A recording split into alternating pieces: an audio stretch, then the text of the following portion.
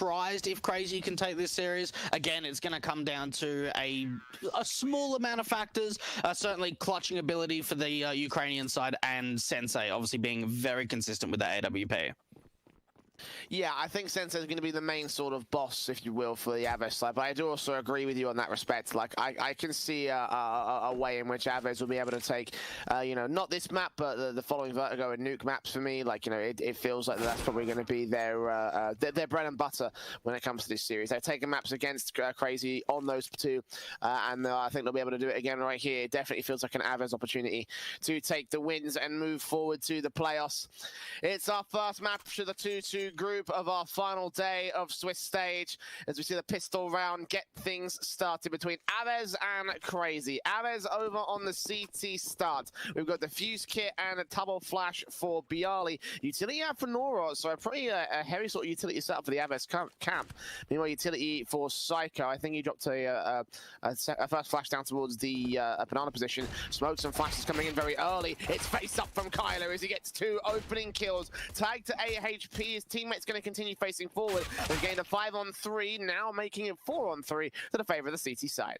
And this is the opportunity for CR4ZY. Really start to punish that over-aggression. Perfect flashbangs out from Avez to be able to get the peeks across from Kyler, but maybe standing around for brackets for a little bit too long. Still a man advantage being found. Demq's looking to try and trade it back into a 3-on-3, and you've just got to think for CR4ZY, if they can try and isolate this B player, they could bring the bomb over. Kai is so low in the backlines. That's a massive kill to go the way of Sergus.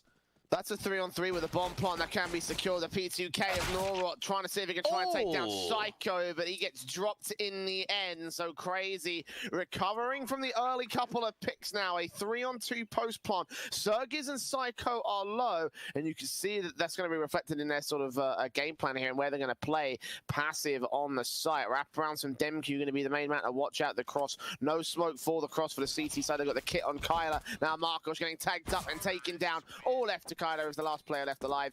And what a recovery there from CR4ZY to claim the pistol.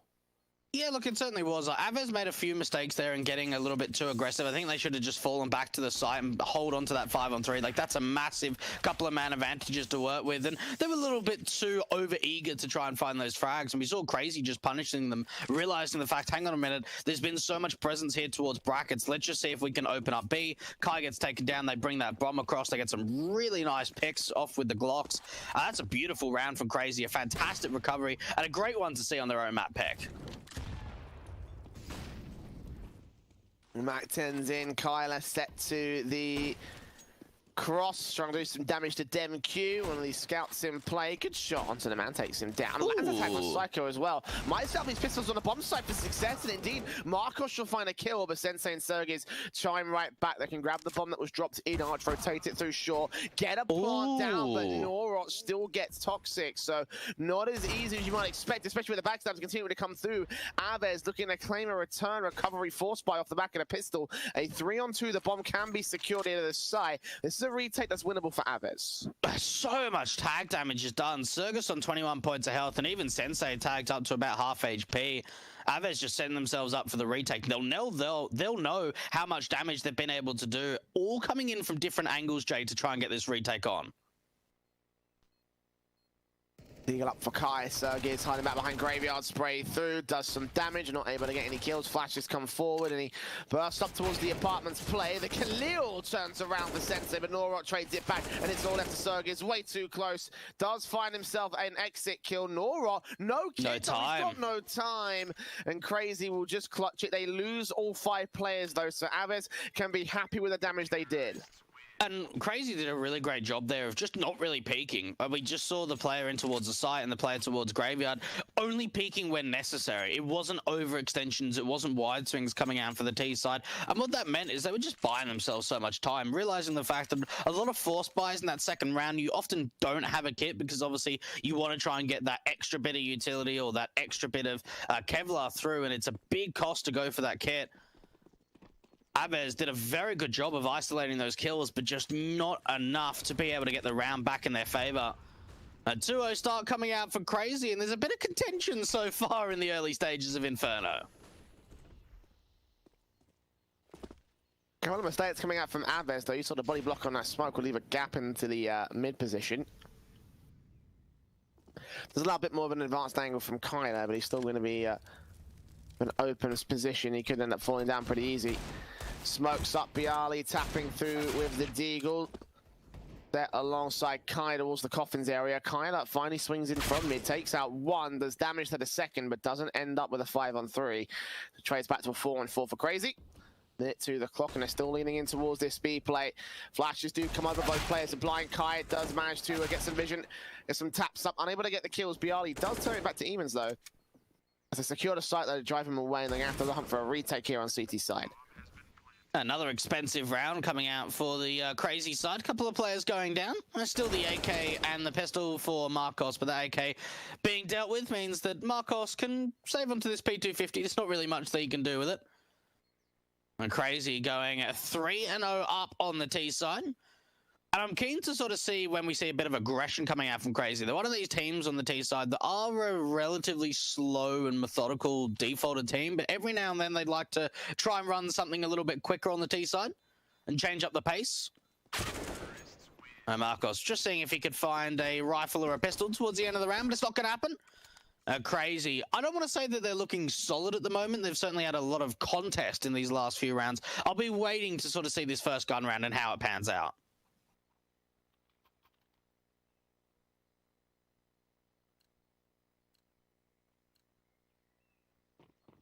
Orbs in for the CT camp. No head Kevlar for Marcos and Nora. That's fine because his AKs are plenty out for Crazy.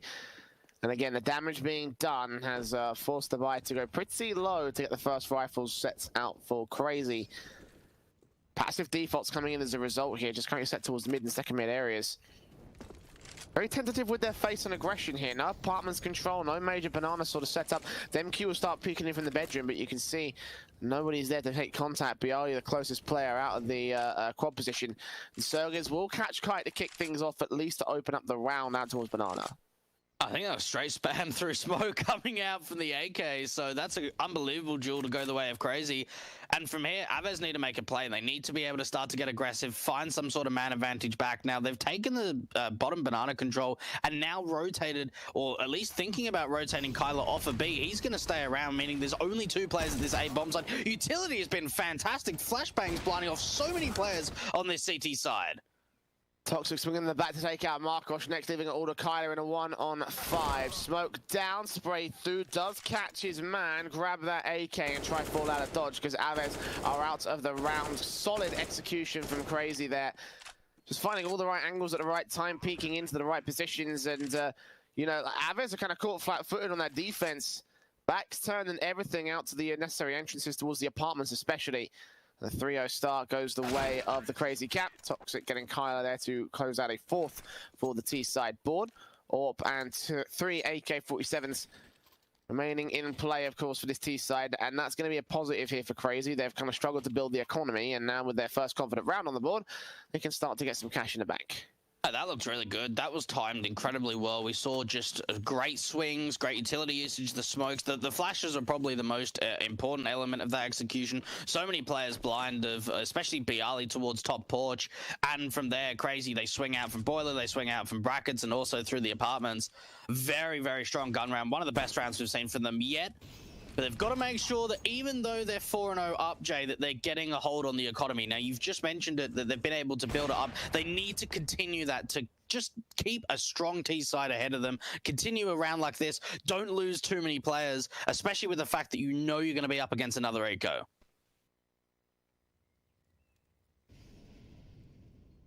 First pick going the way of Sensei. Scout set. Deagle makes its way in. Bialy gets 2, but only 2. Surgis will trade it back. It will force them out of the main apartment's entrance. Psycho leading his way up towards Archside, though, getting Kai, and now isolating Kyler to the side. But they're going to lean towards Banana, though, and Norot's heavily aggressed. He's heard footsteps. He's ready for Surgis. First shot to shut down the bomb planter, but Sensei trades it back. Scout making its way in. Could catch a tag. I don't think he'll get the kill as the bomb makes its way away, gets planted down for Crazy. For an eco, Aves have done a ton of damage, and all the money that they tried to build up, it's all gone now.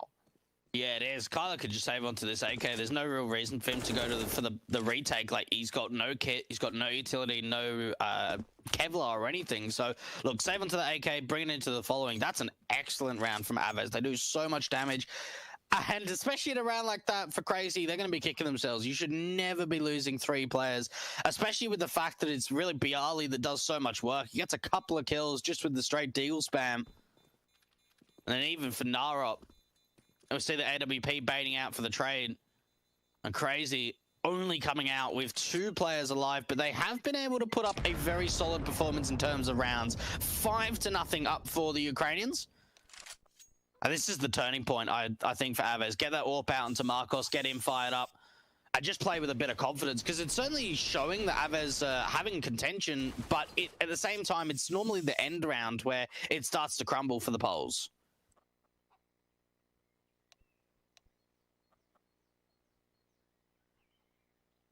Technical pause coming in for Avez.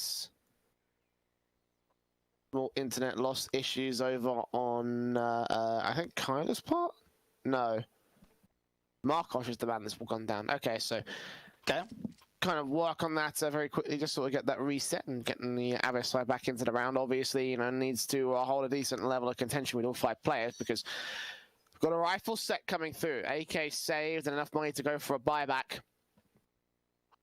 And therefore, we should be seeing, hopefully, Avez hold a decent sort of hold in the round. I say that, though, in the last rifle round that went the way of CR4ZY's camp was a very confident sort of 1 versus 5 in the post plant, due to the level of execution they had towards the A side. And if they get another good round like that, then Avez are going to have to start worrying and probably digging into some of those tactical timeouts to figure out how they're going to shut down this side, because at that point, CR4ZY will just be oozing of confidence. Well, I wouldn't be surprised if Avez go for something a little bit different on the city side. We haven't really seen any aggression out towards the apartments area, so maybe trying to get that AWP of Marcos very aggressive, or try and establish maybe like a double setup in the apps, or triple setup of a crossfire. I think that they've certainly gone for aggressive Banana. They've been able to take Banana probably 2 out of the last 5 rounds. They've been able to take it pretty easily when they go for it, and the reason for that is CR4ZY aren't really putting too much contention in Banana, at least in the early round. They're not putting early nades, they're not putting any players towards logs, they're pretty much just leaving Banana for free. So if Avez want to take it, they can do it pretty easily. It seems like CR4ZY aren't really too fussed about taking Banana in the early round. If they want to go back over to that B-bomb side, they take it a little bit later, which we saw in that last round. But yeah, like, I'd like to see a bit of a change up coming out from Avez, and they're going to realize that playing really passive is just not been working out. And certainly you've got to think that that gun round, that was like the really important one for Avez to win. The fact that they just got absolutely destroyed on it, they only got a single kill, was, okay, we certainly need to change something up on this city side.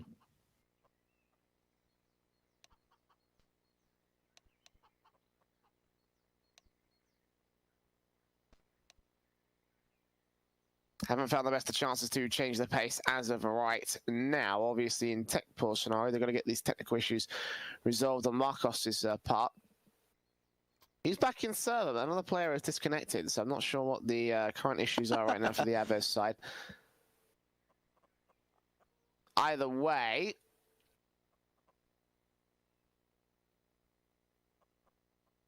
the moment's respite at the very least for CR4ZY, and a moment's respite for us all as we get to take that moment to take a chill out and probably take a chance to get your chance at €1 million. esportsmillions.gg, play now, answer 10 questions, and get your chance at a big old cash prize. It's only quite big by comparison to the rest of our bank accounts, but alas. Oh, it seems pretty easy, right? 10 questions? I think we had to do something like the like answer the questions ourselves, if I remember correctly. Like, yeah. I mean, like, they're a little bit difficult. I mean, they're not going to be easy for €1 million.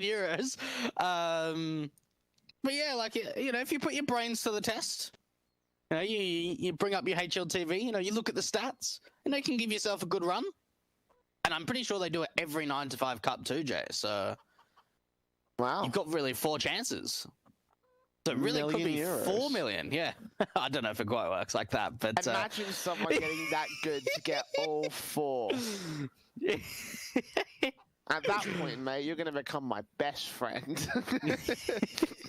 At that point, my job's gone. Like, if someone's got that right, if someone's been able to answer 10 questions 4 times, I'm out of here. There's no way I should be in this job.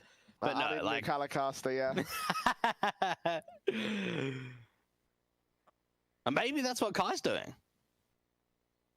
What, you think he's going to go on to the esports? I'm pretty sure there's something against players competing in competing in the giveaways, but I mean, I could be wrong. Yeah, good. Well, we'll have to never know. Never know. What we never know, Jay, is when Avers are going to get another round. Do you reckon it's going to be here? We're going to have like an early prediction call of when the round's going to come through? Oh, that's a very tough sort of ask here, Dwight. Like, the reality is that, like, listen, we've only seen so many rounds, and most of them have been pretty eco sort of half-by standards from Aves. So, like, the only example we have of them having a rifle is in that it's in that what's it It's sort of in that single rifle round that we saw the execution coming from. You know, that's the thing.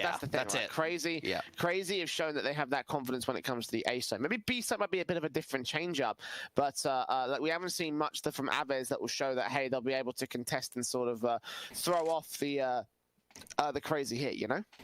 We really haven't seen anything towards B coming out from Crazy. We saw the pistol that came out where they actually went A, but then they found an opening at B and then brought that bomb over. And then we saw in the previous round where they went over to B because A, they realized it wasn't really working because Piali was able to find a couple of kills. But for the most part, it sort of seems like it's more reactive plays for Crazy going, hang on a minute, we've tried A, it actually hasn't been as successful as we thought it would be, then we're going to go over to B, rather than the fact of okay, Jay, it looks like we are going to be going to a little bit of a commercial, so I'll be able to establish on that point a little bit further. So we're going to go to a short little break. Don't go anywhere. We'll be back with the Aves versus Crazy matchup on Inferno.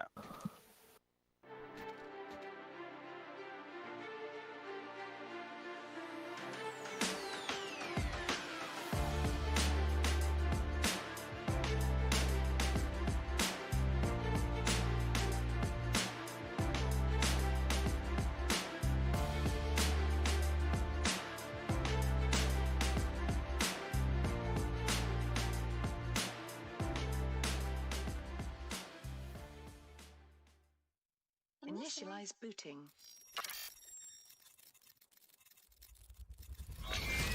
These are your targets. You must find, capture and contain them until extraction vehicle arrives. Witnesses are irrelevant. Leave them unharmed if you can. End of a transmission.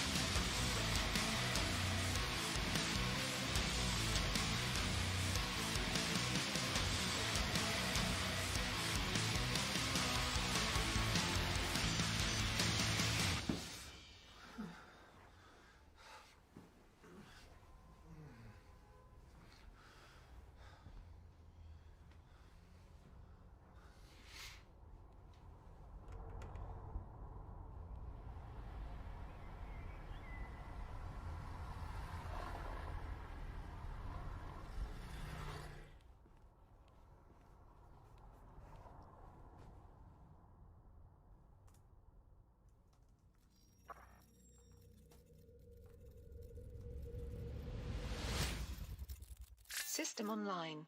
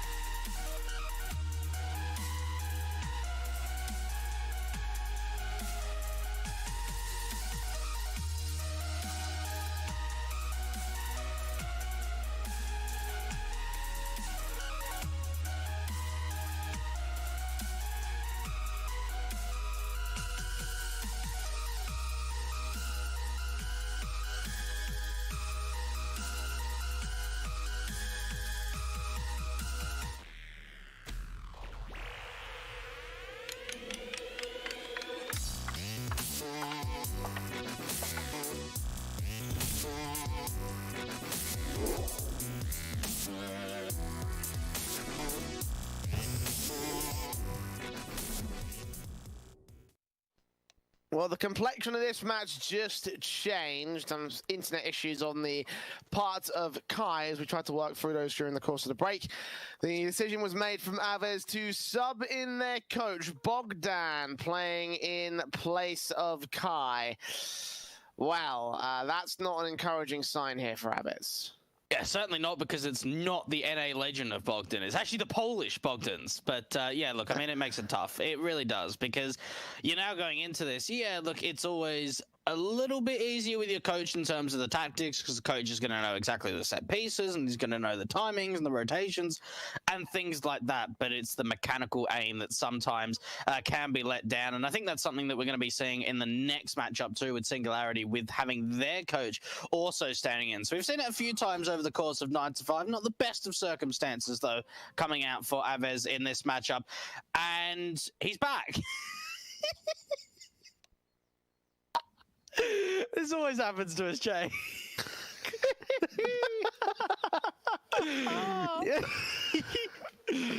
Maybe the internet issues are sorted out. I don't know what's going on now.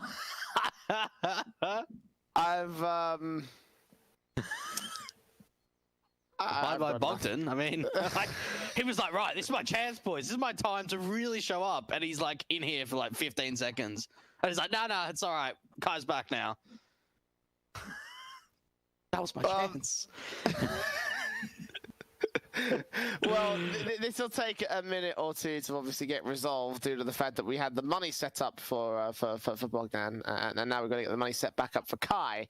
So I got to run Match Medic a couple of times and get that sort of set there. But well, that does take away the whole the complexion of the match changes thing, because well, it doesn't now.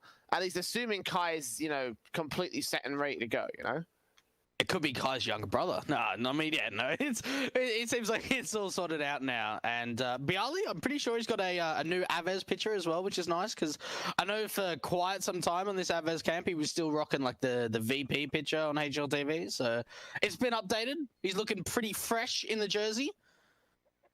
Looking out to frag. But no, for Avez, I think this is like the best case scenario. Obviously, getting Kai back in the server. We'll have to try and get all the money reset and what have you. But yeah, look, Avez are going to be very pleased that they'll be able to have Kai back. And for CR4ZY, I mean, this has kind of slowed down their momentum a little bit, hasn't it? Yeah, obviously, like, that's kind of what happens, and that's the nature of a tech pause, unfortunately, just down to the way that the way that the game works and the way that sort of like human nature works. I guess just the way that it's unfortunate just that you have to lose that momentum, but it is just a fact of the issues of the tech pause. So the buy is coming through for Avez now as they're ready to get things started. Back into round 6. For those of you just joining us, 5-0 up for CR4ZY, yet to concede a round back to the Avez side. We'll see whether they can keep this round streak intact as we continue on here. Upset in for Sensei over for CR4ZY. Avez with the AWP on Markosh. M4's in for 3. AK for Kyla. Utility full sets for most players out for both the CT and T side sides. CR4ZY.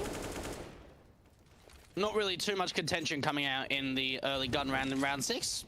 Putting up a bit of utility towards the top of Banana, but not taking it instantly. Avez. We spoke about a little bit of aggression might come out towards the apartments. Not quite what I thought we would see, but still 2 players with the apartments, especially the AWP and Marcos. Snora opening up the frag count. Bialy, he has Demq over in the apartments. So 2 big picks to find out, Banana and Apps. And a 5-on-3 situation with barely any damage being done. Smokes down, flashes over, peek in from Kyla. Will continue to look for the info on the T side. Couldn't see their men though. It's just contact established, no kills to return for CR4ZY. 3-on-5. This is probably the most difficult situation that CR4ZY have been in so far. Maybe try and just flash their way into the A bomb site, break through into brackets. But even for Avez, they're set up so nicely. They've still got a lot of utility. And Kyla's seeing that utility. He's just going to fall back. No real reason for him to continue to be very aggressive on this city side. They're even bringing a 4th player over, Jay. Yeah, they play contact. They see nothing towards Banana, so just stacking over at A. If you see players coming in towards B, good chance that Nara will get away with a kill, and that way it will be a 4-on-2 retake at the worst case scenario. So 20 seconds, Flashes over. Psycho moves in at the end of the smoke. Very low on time, and it kind of takes him down. It seems like Crazy's chances in this round may fall to pieces. Spray from Toxic gets Bialy, but he goes down. Sensei to save the AWP, and Crazy will concede their first back to the hands of Avez. Yeah, just trying to save onto this AWP. Should be able to. A very good round from Avez, and it all starts off the fact of that apartments play. We see two players in the apartments. Bialy's able to find a pick. We see one coming out towards brackets. They get a 5-on-3, and from there, Crazy just in such an awkward position. They go for sort of like the long smoke, try and work around it, just getting pushed through and dealt with pretty much immediately from Kyler. A very, very strong round from Avez. And that's really what we wanted to see from them, a convincing round to just take a little bit of pressure off their backs, Jay.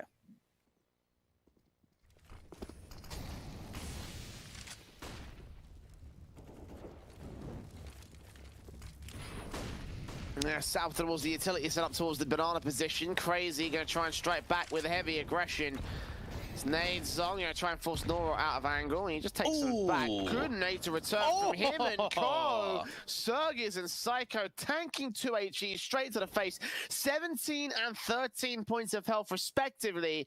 Crazy losing all manners of health and control. And that's such a statement, because Crazy have not taken early banana control. And as soon as they do, they get absolutely pummeled with HEs. The double HE coming out, doing massive damage onto CR4ZY and Psycho. And Crazy, they think, right, how do we try and bring this round back? And they've chucked the AWP onto CR4ZY, considering he's a low HP player, and forced their way into brackets. Not a massive amount of map control to come through for Crazy just yet, considering they've been siphoned out from banana. Nothing out through the apartments, and even for Kyler, he's going to get a flash to try and peek in. Gets that frag on Sensei as well. DemQ falls 5-on-3, and it's Sensei. Oh, sorry, CR4ZY and Psycho are the players that are in position to try and hold this round off. So low HP across the T side board. And Avez will get a response frag against him. 20 seconds for the hit from Crazy, though. And Toxic left to do the heavy lifting. That's why the orb is on CR4ZY. The nade set up ready to take him down. And he goes falling next. Great HE placement here from the Avez side. Toxic's forced to save again. Oh, utility damage is on point. Absolutely on point. That is such a strong round coming out from Avez. This is 2 gun rounds in a row now where they've looked pretty convincing. 2 gun rounds. I'm pretty sure that 4 players have stayed alive in both of those rounds for Avez. So they've got an opportunity really starting to build up the bank, putting a lot of pressure on the back of Crazy. And it seemed like maybe that technical issue, I mean, it certainly wasn't meant to happen, but it's had a positive outcome for the Polish side.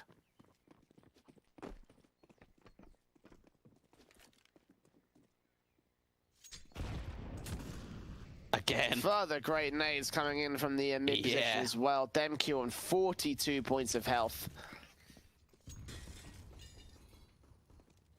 And Crazy, of course, are on the eco, so they're not going to be sweating that too much. But regardless, it's probably going to be a third for Avez, as they look like they were getting so overwhelmed by the level of confidence from Crazy. Now I think it could could well be the opposite, turning back to the CT side now they got started. Yeah, look, it certainly feels like Avez are starting to take some control now. It really comes down to how many players actually go down on the city side. And around like this, you should be only losing a player 2 at most. Crazy, they've been able to like walk into brackets. Everyone is so passive on this A bomb side that not really a lot of information's come through to the city defense. Oh, ready for face, shot out, missing in. Getting back towards the site, the flashes continue around this corner, and the Crazy side are going to wrap around towards the B site play. Noro is there to try to take contact, gets that 1 kill, traded back by DemQ. Kai still on Speedway, and the Deagles continue to strike back, do some damage, unable to get the kills though. Kai and Kyler can clean up the long control, and Sensei is all that remains. A couple of nice tags, or at least shots coming out for the Deagle, only a kill.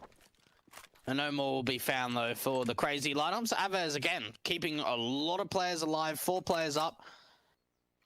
It's good to see that they're finding some control, a little bit of contention in this first map of Inferno, because certainly, even with the 5-0 lead coming out for Crazy, there were some of the rounds that were quite damaging, were quite close. And you've just got to think for Crazy, Jay, if this sort of continues to spiral out of control, if this goes another round for Avez, could be a good opportunity for the Ukrainians just to take attack and go, right, we've just lost all the control we built up in the early stages.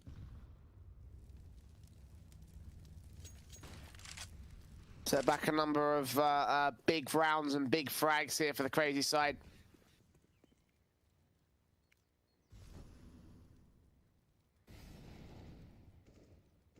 Flashes into the mid control. Marcos there. AWP set, nades back in the triangle, peeking from Kyler, sees 3, takes a spray on 1, only gets 1 though, sprays back from Demku, trying to make a trade back on Bialy. Kyler is low, Marcos is down, Bialy quick to fall back in his own right, and Kyler nading and flashing his way forward. The Molotov lands a bit short, it does extend around the corner in the end, and the kill comes in from Cubby. 4-on-2 situation, the bomb plant can be received. I think Avez maybe has to save their 2 weapons from here. Kai and Nora, no chance at this retake. Avez was just out of position. That's all it comes down to. We see Kyler finding the opening kill, great, but where's the protocol there from the Polish side? They try and fall back. Bialy's got a smoke out trying to get to Porch. They get overwhelmed with the timing. Great utility usage coming out from Crazy, and they just overwhelm them. They just absolutely overwhelm them in brackets. And you've got to think for Crazy, that was just a split decision that as soon as they lost the opening man advantage, they were like, right, we want to try and pressure the CTs. We want to try and go in quickly through brackets. Great Molotov to deal with Kyler in the cubby position.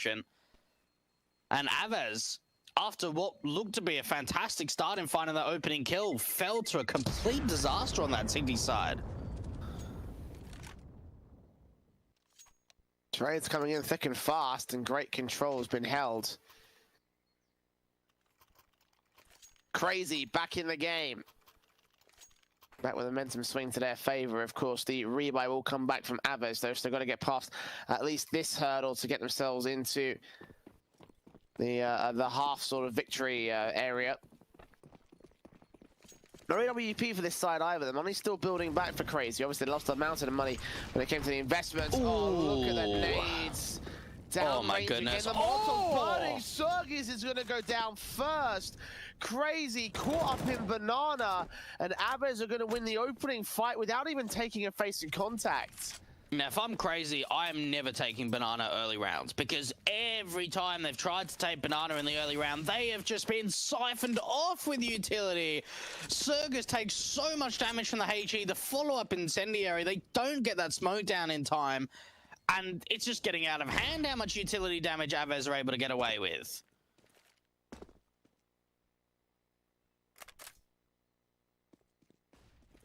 That's going to hurt them quite badly. Sergis, the man down. And Psycho and Toxic in a bad position to take face here. 50 points of health on both players. Bring out from Norok, could well line him up, takes out Psycho. Next, Sensei and Demku taking even more damage back for the Crazy side. Flashes will go over. Norok's getting back to a passive angle. He's on 3 points of health. He's done plenty of damage though. Bialy getting Toxic next, and it's a 5-on-2 scenario. Avez have returned fire to Crazy, coming back with confidence of their own, and Sensei and Demku, they're saving.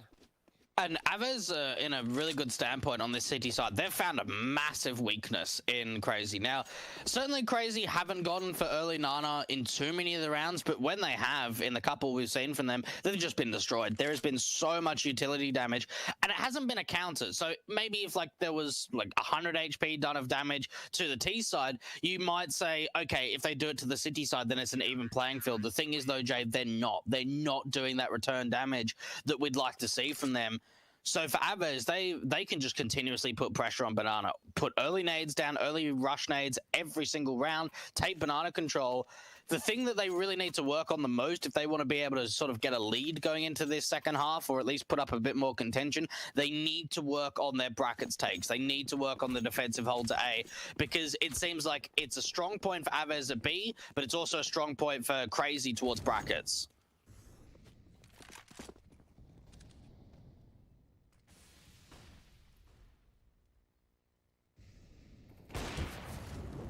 Well, rebuy coming back from Crazy, but again, the economy is going to be absolutely wrecked. Meanwhile, it's built over on the CT side. Avez in a really good spot here with their current setup. The AK on Bialy is what they're trying to do some extra damage. They're going to pick up many AKs in this next round, and they'll just basically be set for the next few in the half. Not quite towards the end of the half, but close enough. Smokes down, flashes into brackets. A play coming in with 2 defenders, a third man on his way back out. Bialy sees Demku, takes him down, falls back to For AWP needs to support it out here, and Marcos will get one frag. Toxic, Sensei, and Zergiz, though, quickly return back with a pick a piece and a 3-on-2 post-bomb position. Norok chimes in towards mid, though. Bad to evens, but he's heavily tagged. Yeah, look, he really is. This is going to be difficult. A 2-on-2 post plant now for Crazy with all the advantages. They can even re-smoke off that Moto position to try and hold back how quickly the rotators can come into the site. Avers are really taking their time. And Kai, surely you must have been seen there from Sensei. Sensei seen them both now. Onto the bomb now, here for a smoke up and a defuse taken. Spray through from Toxic, gets the frag. He's not on the bomb though. Kai looking for it desperately, and the spray comes in from Toxic eventually to get his 3K. They get 7 on the board for Crazy, and a good return back from the T side. Seeing a bit of a back and forth coming in from these two squads though, and Crazy need to establish some connection confidence to get some sort of like, you know, connecting rounds. Yeah. Back-to-back T side wins. It could well break the economy of Avers if they can get that far. That's the first time we've seen a set play like that into the A bomb site. A lot of the time taking brackets control, it's mostly dealing with long and short, but that time they just go straight into the bomb site. We see a wave of utility. The rotations come in so quickly and they're just siphoned off immediately. Now bringing the AWP and Marcos over towards this B site. Again, the T's not taking this early banana control. They're just forced back time and time again. And Crazy up 7-4, but you're right. There needs to be a little bit more consistency on this T-side approach because we have seen back and forward gun rounds between these two sides. Offset between Sensei and Marcos. It was the mid control. Flash is set. Smokes down. Nora peeking. Oh, transfer spray. Zergiz and Psycho down this time. The heavy aggression on the CT side. Sensei can try and back in, but they peek into a 3-man crossfire for the likes of DemQ and Toxic. And suddenly Sensei is left alone. What? Hello? How? What? I didn't even see the kill. He was jumping in. Is this Sensei's way back in? No, Marcos shuts it down. That caught me so far off guard. I didn't even react to it. Like, what? He was jumping mid-air and just killed him through smoke. Can we get that on replay, please?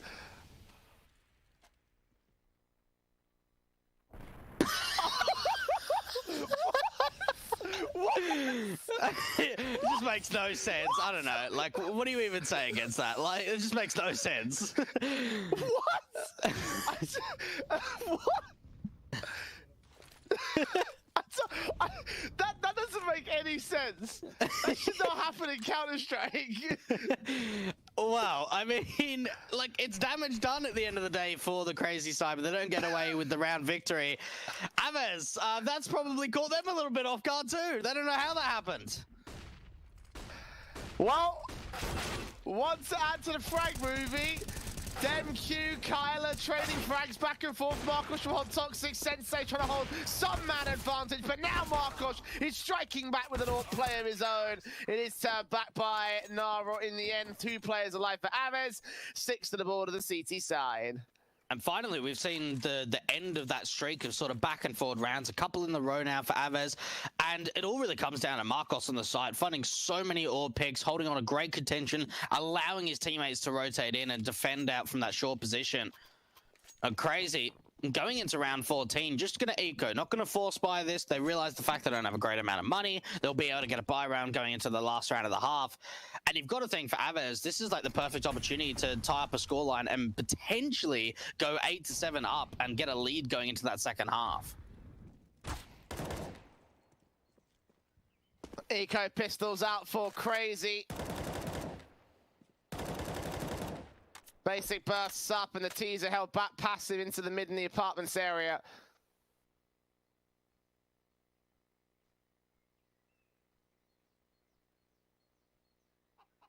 Held towards what seems to be a rush out towards the A site, maybe a bomb plant, maybe something to be gained here.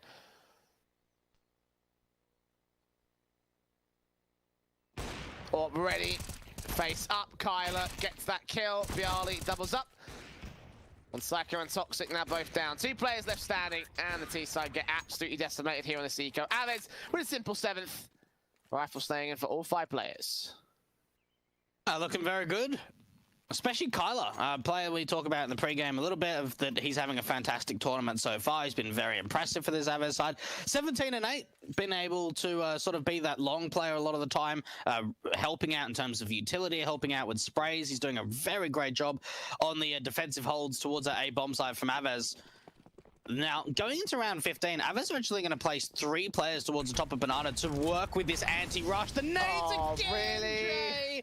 Crazy, you've just got to realize you can't take Banana early round, and if you try to do so, you will take so much damage from AGs.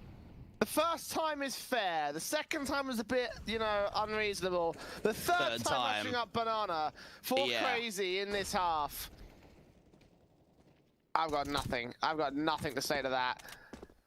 Psycho, DemQ, Toxic. All tagged up by the HGs of Avez. It isn't quite kills on the CT board just yet. Blokes up, Molotov's back here. 3 players total set to the contact play for Avez. Just bursts.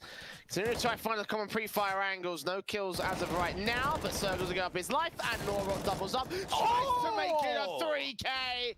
And a sequence towards Bar that probably shuts down the rounds. Avets have really started to come alive now. This is going to be, what, 4 rounds in a row from them to take the lead. Just some great duels, especially Nara in particular, doing so much work. The straight spam, and now DemQ's got so much work to do. The bomb's been dropped out towards Banana, 1-on-3 attempt, and Avers are going to take the lead going into that second half, Jade. They really came into their own. They found a lot of success towards the back end of that half. Well, it was a CT half for Avez.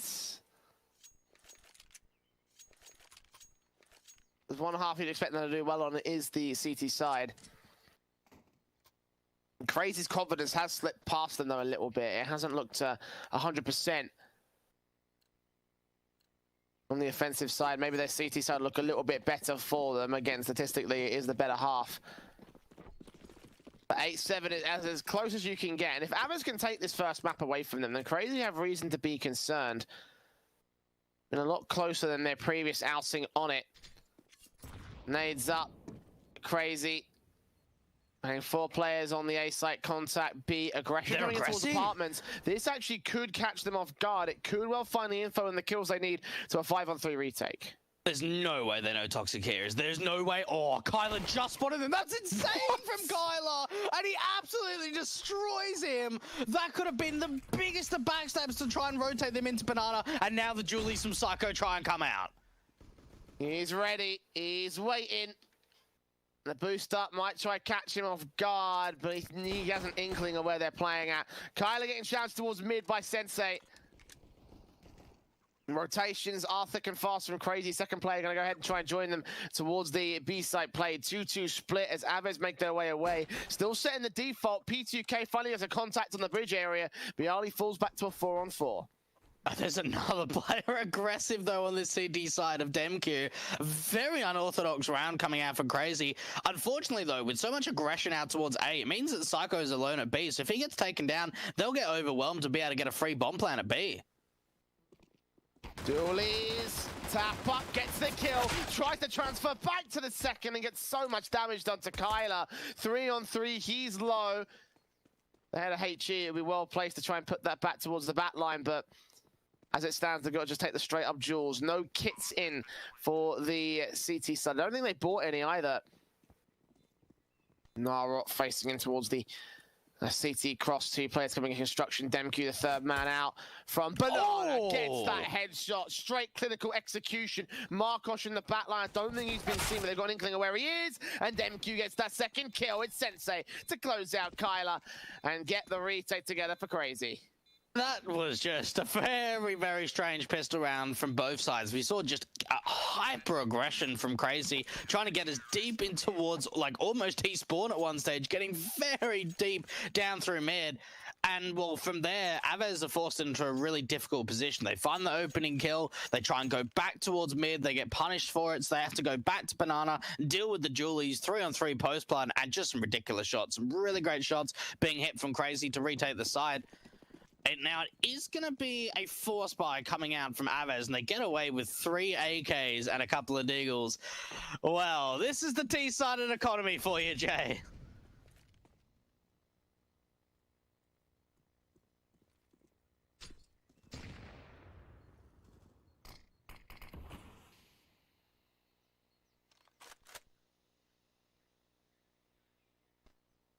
Three AKs out on the force by Avez. A relatively good spot, all things considered.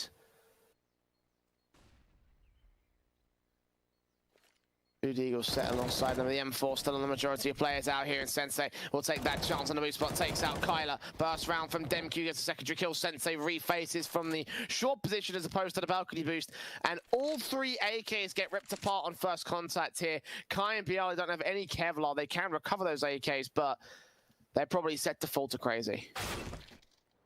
Bialy does get a good return, but how can you even try and deal with this side defense? 3 players on the CT side out from A. Now, Kai's been able to press up very aggressively to the hay cart, but the fact is, still trying to get into the side and finding kills is going to be a difficult task.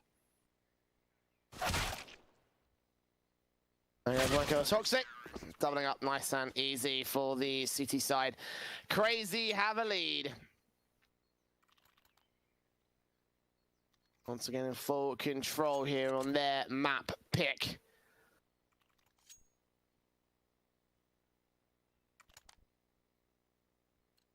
And Eco's coming in for Average. You must imagine that the rest of this should go relatively well for CR4ZY at this stage. At least a 10-8 before we see Rifles coming in for the Polish board.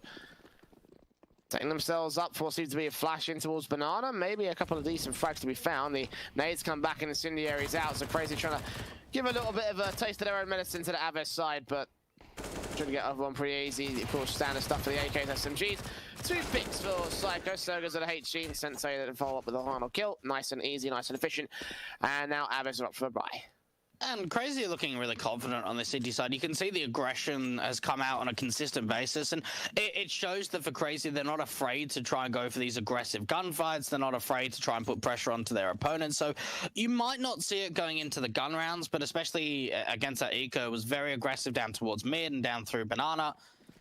Double digits now up for the CR4ZY side. Now they can start to run away with this lead, especially with converting this gun round in 18. It really comes down to having a strong round, putting a lot of pressure on, and look at the difference straight away in terms of utility damage. Now, we saw not a massive amount of Banana contention, but the aggression's going to continue. But Toxic's now in a position where he's got to try and fall back, and he was in 2 minds there, Jay. He wasn't sure whether he wanted to aggress or fall back, and he gets punished for it. Not a big loss for CR4ZY. It's only FAMAS dropping. Still got the AK, still got the M4, still got the AWP in play for Psycho, Demq, and Sensei. And Sensei in particular will try to take first contact out in this short position. He has got backup right behind him. No one is watching apps though. They could have entered in the last 3 seconds and basically been completely uncontested. They could have got those kills on the short plays real easy. Smokes down, AWP for Sensei, set towards quad 2, pop out, 1 goes down. Demq finds 1, Sensei still fragging away, and he's got backup from long and everything. Kai left alone, 1 on 3, crossfire established, and CR4ZY not letting a single advantage go the way of Aves. I didn't like that. I didn't like that round at all. All they put down was a library smoke. Outside of that, they had no utility out through brackets. There was no Molotov for porch. There was no smoke for short, no smoke for long. There was just, it was dry run. It was an absolute dry run coming out for the Aves side. And all CR4ZY need to do is establish a crossfire. We see the AWP of Sensei in towards porch, a teammate of Psycho out from long, and they just rip it apart. I think that was a big misplay coming out from Aves, a little bit too eager in that 5-on-4.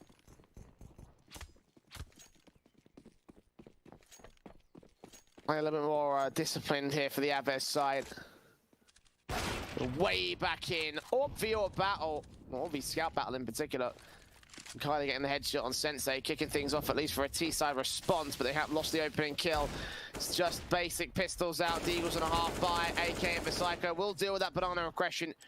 And now Bialy and Kai are all that remain. Bomb dropped out towards the T-spawn area. The best they can do is get some exit frags. The best they can do is get some rifles out of CT hands. Looking to do some damage. Aves got a couple of players to try and work together between Bialy and Kai. And DemQ could get off guard here towards long, but he does got a teammate to try and back him up, so they deal with that eco relatively easily. One player goes down, so all in all, not too bad for CR4ZY. And this City side's not looking too bad at all. They haven't lost a single round. Avez really haven't got too many opportunities to be able to put a T side up. And CR4ZY are just looking so damn solid on this CT side. They're really putting pressure on the back of Avez.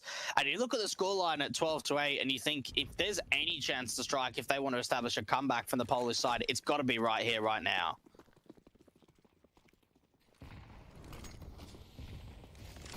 Okay, it's up and about. AWP, a tight angle to hit here for Markosh, but he's got a right position on towards the AWP of the CT camp. And CR4ZY will take the first firefight and the first kill. Sensei gets towards the apartments, barely evades the likes of Kylo, who's slowly creeping around. Sensei's backing up, though. There's no information being given up to the T-side camp. Nothing gained back by CR4ZY, though. He's just lurking over towards the apartments, making no noise. Keeping 3 players over here, sure. Avez, very broken execute to come through towards the B side. They need to isolate these 2 picks on Psycho and CR4ZY, else they're going to have a lot of resistance held up here for the hit. Marcos, oh, CT was just seen, but not before trying to back off there from Psycho. CR4ZY. You've just got to think towards this B bomb site, having that man advantage, getting that 5-on-4, just trying to delay as much time as possible, use a little bit more utility, because the execute's coming through from Avez.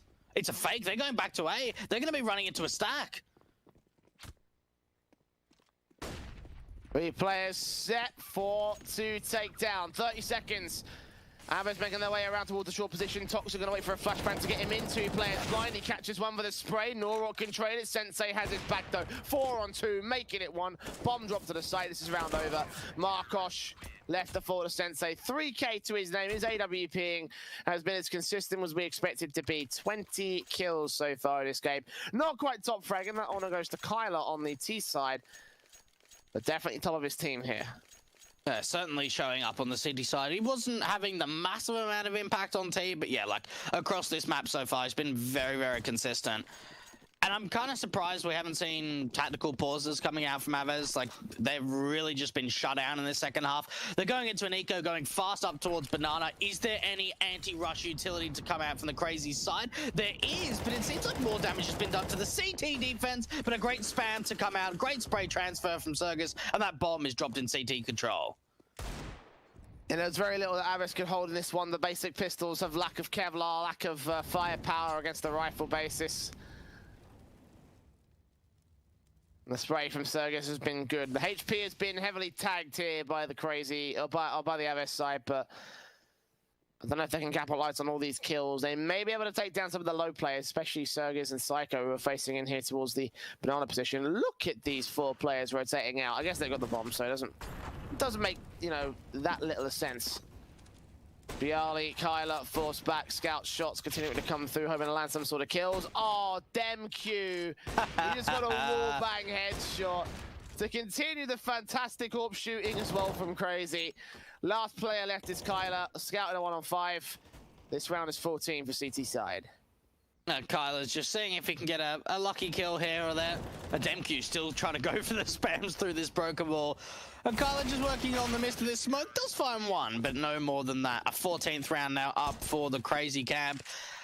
And I'm actually very surprised. I am very surprised that we have not seen Avez put up a stronger fight on T. CR4ZY have just been locking it down. They've been able to pick up a couple of AKs, so they've been able to at least be able to use those T weapons on the City side. But like you've got to give credit, of course, for CR4ZY in this second half. But it almost seems like for Avez, they've just been completely quiet going into their T side.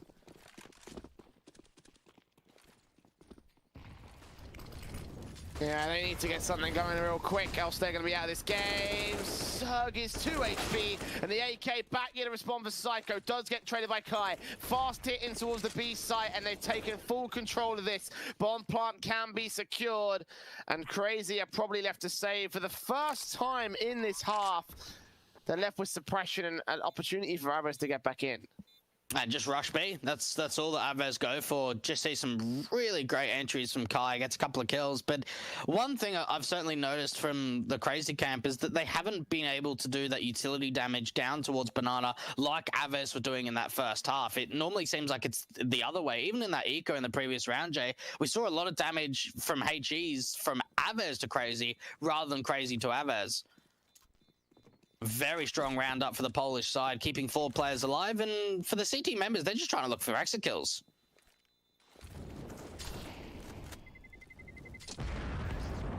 Oh, that nade! Doesn't land. Disappointing. I thought it was going to land real close in the cubby corner. And that could have done quite a amount of damage. If they rounded that corner from there, then they probably could have been able to, you know, do even more.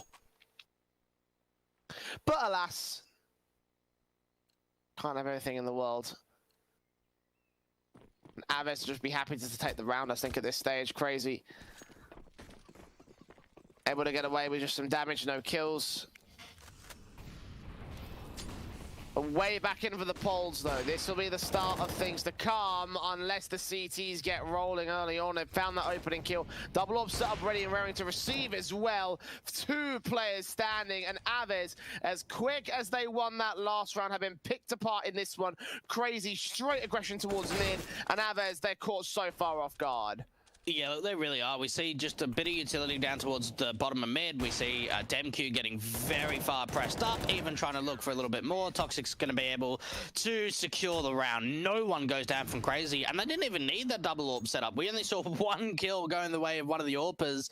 Outside of that, it was all the riflers. They did so much work, pressured Aves back into that T-spawn position.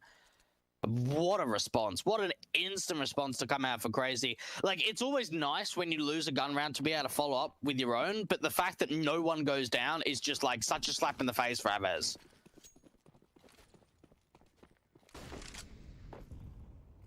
Slap back to reality, more specifically.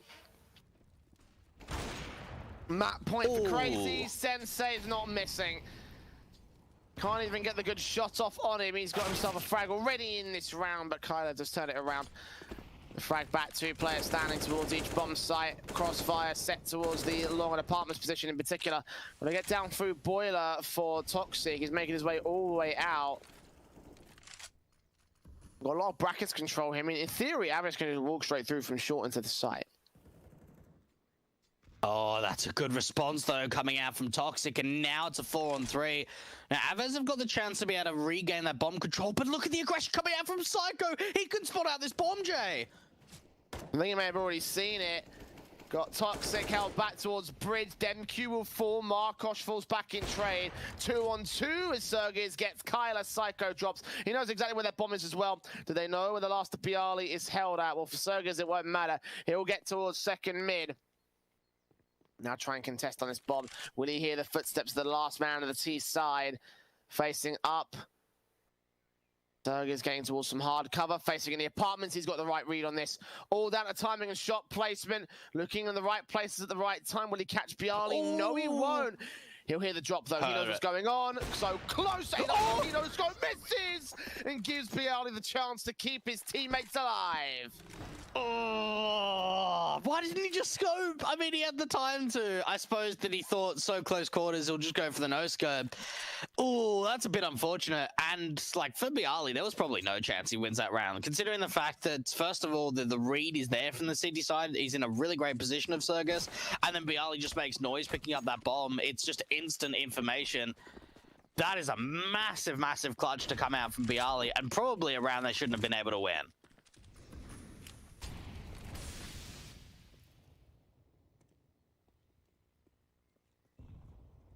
Oh, look at the contact taken by Kyler. He sees Toxic. Oh, Toxic swings and gets the kill instead. Oh, that's not how they wanted that to go. Secondary frag fan out towards Banana. 5-on-3. Nades up. Norrod's tagged heavily. Incendiary's flash is going against it. Completely blind hit towards Broken Wall. Psycho reads it. Sprays around the corner. Bialy all that remains. He's not clutching this one. He's not keeping his teammates alive. He will get Psycho at least for 1 burn shot. And a second kill, actually.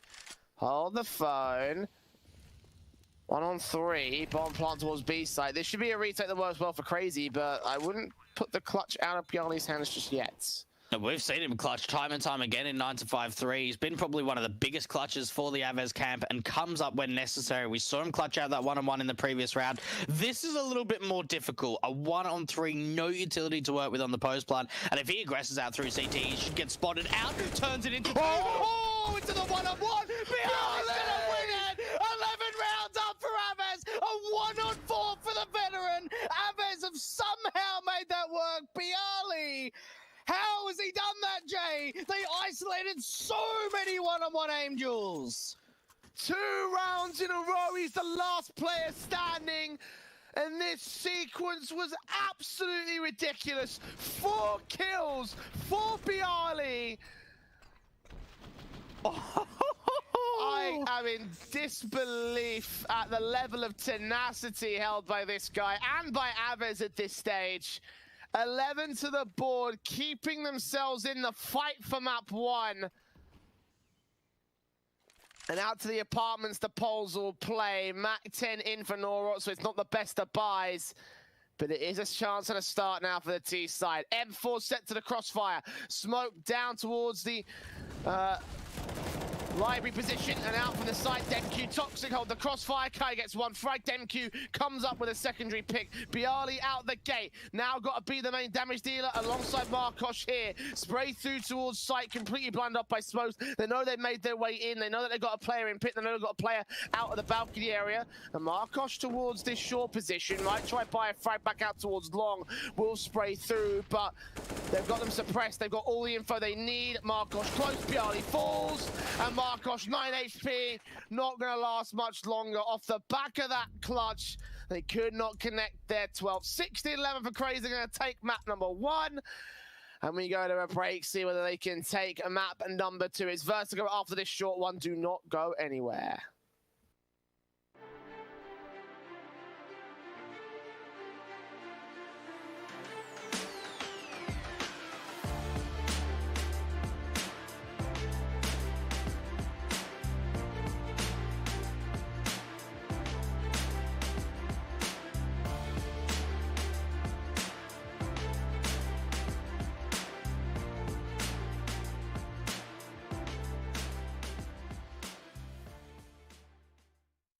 Initialize booting.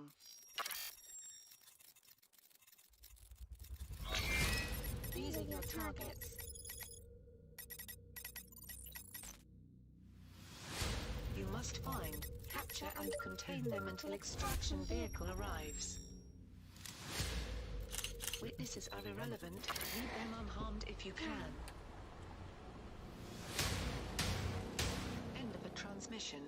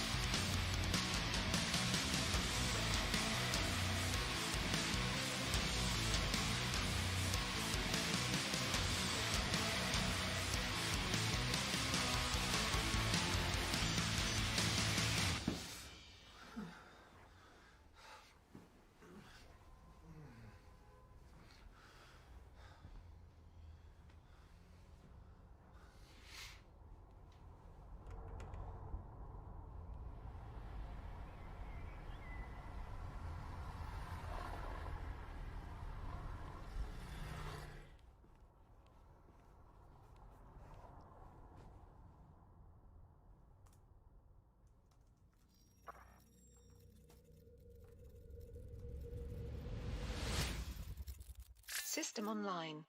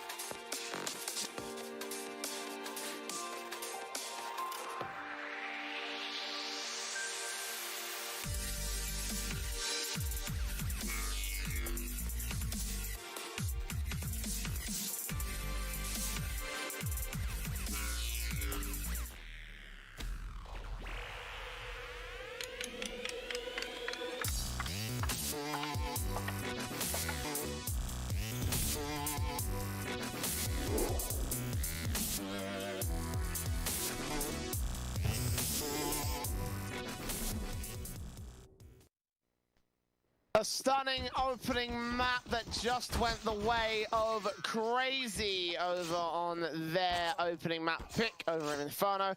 It's Vertigo as the second map as picked by Avez, and they came this close to taking the overall win. In the end, CR4ZY coming out on top, and is that situation going to repeat itself going into the second map? It's doubtful, honestly, given the fact that this is a map that they've won before when it comes to this rivalry over the Avez camp. But like, they looked pretty solid when it came to that second half, you know? Yeah, look, they really did. They came in with a game plan. They looked very solid on that CT side. We saw a couple of really nice clutches coming out for Bialy, but Avez were just holding on in that second half. It really wasn't too much of a contest, only winning 3 rounds on that T side for the polls. So you've got to think going into Vertigo, getting off to a good start, being able to try and take it to the third map in this series is certainly on the cards for the Avez side. But the fast play out towards the B stairs, and straight away, a lot of information for Avez, but no opening kills has gone either way. Damage done towards Kai and Sensei to start things off this time. CR4ZY set up towards the lower stairs area of the B side. It is just contact play, hoping for someone to take face over from the Avez side. Boost up from Toxic, might see if he can peek over the wood wall. Get info on the first player in the backline, but in general was very passive across the Avez side, and CR4ZY opts to back away. They're playing out a ramp default as well, which is where that bomb is heading towards. A bit of early contest over towards B stairs, but now a bit of ramp control coming through, and this actually might be a fake to the A bomb side, because they look like they're bringing that bomb back over to B. So a couple of fakes coming out for the T side, but Marcos has come absolutely alive with the USP. It'll be a bit of a quiet game from him in the last one, but those 2 frags are going to open up the opportunities now. Sensei and Demq, last 2 standing. Try and bait in the CTs to make a mistake here. They found 1 to the ramp position. If they can find Marcos next, then they can make their way in towards B site. And he's set already with the USP around the corner. Sensei just about loses the fight, and he gets 4 kills. Brilliant stuff. Brilliant stuff from the USP player. They first on the board for Avez. It seemed like there for CR4ZY, they were kind of overthinking things there. They got control over towards B stairs, they went for a fake out towards A after getting that ramp control, then went back over to B, and just sort of using a little bit more utility than they needed to try and sell that fake. And then Marcos, like, as soon as he gets a couple of kills and shuts down that B offensive, that round's done. That round's absolutely over. It gets the information that it's a fake towards A. Very, very strong pistol round coming out from Avez. What a start from their AWP too of Marcos on the pistol. Yeah, 4 frags to start. Carry that on with the M4 in his hands, and that'll be even better for them. Obviously, the money just starting to build up. That big rifle to be afforded by the player with 4 kills. Plenty of cash flowing his way. And plenty of cash to save for CR4ZY here. They're going to have themselves a early rifle round off the back of no bomb plan. They can secure a bomb plan right here that'll do even better for them. But now it is just mid-control, and careful placements here from the Ukrainians. Toxic, Psycho, and Demq will start to make their way out towards stack. They've got to deal with Bialy and Marcos here. Another player down towards the B site. Spray through Bialy, getting caught off guard. Okay, something is wrong. Heard ticks in my head. They may have called for a stop call, which I think should count. It was before the minute marker, and before any damage was done. They're going to continue playing this out. Kyler is the last player left. 3 kills to his name. Looking for Demq next, and he ends up going down to the hands of the FAMAS. But I have a feeling that round may well be contested based on the fact that they weren't fighting there for Avez. A disconnection has been sustained, so at the very least there will be a tech pause for this CT side. Yeah, I'm not really sure what's going to happen here, Jay. I don't know whether it was called in time, because just because we heard text, it doesn't mean that they called the pause in time. But look, I think it was before the minute marker, so... You reckon it was just before? Because there was no damage done, I know that much, but I'm just wondering how close to the minute marker did it get? It was like right there. Yeah, it was very close, yeah. But a little bit of an unfortunate circumstance coming out for Bialy, dropping out from the server. I hope it's not another internet issue where maybe the coach might have to sub in, because that was certainly on the cards in the sort of early stages of Inferno, wasn't it? Where we saw Kai's internet dropped out and Bogdan was in the server for about, what, 15, 20 seconds, and then guy came back in. But it does look as if Bialy's going to be rejoining. Okay. We'll have to try and get some information on that, Jay. Well, actually, Avez did call the stop. And the admins are reviewing the footage right now to double check to make sure that there was...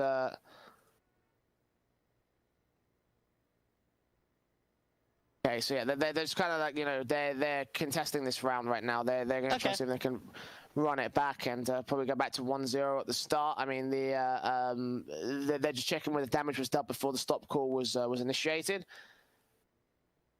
I'd imagine that at this stage it would be within the spirit of the rule to you know, to run that round back. Obviously, it's not my decision to make, absolutely not. It's just my personal opinion. Whether or not it actually ends up coming to be is a decision to be made by the admins at this moment. And we are just waiting for official confirmation of whether or not this round will be run, rerun back to a 1-0 scoreline. As soon as we get that confirmation, we'll let you know, and then, of course, we'll run it back. But, yeah, bit of a weird situation there. I don't really know what caused it. I don't really know why it happened, but Aves are content on raising an issue here with that last round, you know? I mean, Bialy was in a pretty good position. They had a really good cost fire at that B bomb zone because they had a player aggressive towards B stairs. They had one in towards the site, towards the back of default, and then you had Bialy. So really sort of thinking if he was still in the server, they probably could have shut that round down. They had a really great setup at that B bomb site, and CR4ZY went in for the mid to B split. Thoughts on Bialy's beard, by the way, Jay? You a fan? I'm jealous, man, of any beard. Really? Because I can't grow one, so that's the reason why I grow out the long hair, because I can't grow a decent beard. So okay, now we know. We know all the secrets, Jay. I mean, that's not exactly a secret. I was going for like a bit of a mustache, I think, towards the beginning of the year. And I actually quite liked it. I grew it out for like, I don't know, like a month and a half, 2 months or something. But then I just had enough of it. I was like, it's just getting annoying now. Just see, I can grow a decent tash, but like, it's only like, it's not like, you know, full not tash. Proper. It's like, you know, just okay. It's weird. Facial hair just doesn't agree with me in general, so I'm more of a head hair kind of guy. So yeah, that's fair. If you're just joining us, we're still waiting on confirmation for the appeal of the last round. There was a disconnection issue over for Bialy, and they had Avez claimed that they they wanted to stop during that round, but obviously the crazy side had kept playing on when Avez thought that they were you know, had stopped. Obviously, Bialy disconnected, and he was the first contact player, so they did manage to win that round there for CR4ZY, but. Right now, they're just double checking the replays, checking the VODs and the demos to ensure that no damage was done before the stop call was called in, which I believe is the case. I mean, again, don't quote me on that. I didn't see any. Yeah. Yeah, and of course whether it was before the minute marker, which it was pretty close. And again, you know, that's an admin decision still to be waited upon here, but. Yeah, certainly around that Avez will absolutely not want to lose given the circumstances, you know? No, absolutely, and that's one big thing, is that even when a stop call comes out, always play out the rounds. Okay, it will be replayed, we've just got the confirmation, but yeah, like always play the round out, because you never know, you know, there might be, you know, some ruling or some damage that you didn't see, or the timing, like anything, no matter what the circumstances are. If a player drops, if a stop call comes out, always play the round out. So for CR4ZY, they played the round out, they're able to get the round victory, but Jay, we are going to get that second round replayed, so that round the CR4ZY got is no longer going to be there, and they'll have a chance to be able to claim it back. The official admin decision has been made, so match medic is currently in effect, and they'll just reset everything back to that 1-0. And there you go. Aves having the opportunity to rebuy back into their force up, and of course CR4ZY did go eco in that last round. I wonder if they'll change up the buy up here. Obviously they were looking for rifles here in the follow up, so Maybe go for a bomb plant, set up some smokes out towards the site, and maybe go for a force buy and completely change it up instead. And that's the thing, is this, like, if you play around and you win it out, you think, do we want to do the same thing again? Or do we want to try and go for something different? So for Crazy, they're just going to Glock it out. Okay, it's a bit of a different buy than what we saw in the last time this round was played. They're going for something completely different. I mean, to be fair, they got quite a lot of progress from nothing. The main issue, obviously, is the fact that, hey, Avez were not expecting to play that round out. So they were just kind of like, you know, just chilling in the side, just waiting for, you know, just waiting for the T's to make their way in, expecting that the round to be called out for a stop. And this time, with full control, full rifles, and full mid-aggression, it will be a quick mop-up for Marcos and Bialy. All 5 alive. 2-0 start for Aves. Much better, much more standard. And good cleanup coming out for the City side. Crazy not finding anything with those Glocks, but they will be able to get the rifles in going into round 3. Krieg up for DemQ. Probably one of the players on this Crazy side that picks up the Krieg every now and then. Especially on the T side of Train is normally where I've seen him pick it up the most. But looks like he wants to try and pick it up going into round 3. And for Avez, not upgrading these SMGs. So just going to be rocking this as a bit of a bonus round. See if they can build up the money line and get that 3-0 start through. But for the ramp control on the City side, not really too much aggression. It's over towards the B stairs where they look the most aggressive. SMG straight down. I'm going to catch players off in the corner. I'm going to catch someone at the edge of the smoke.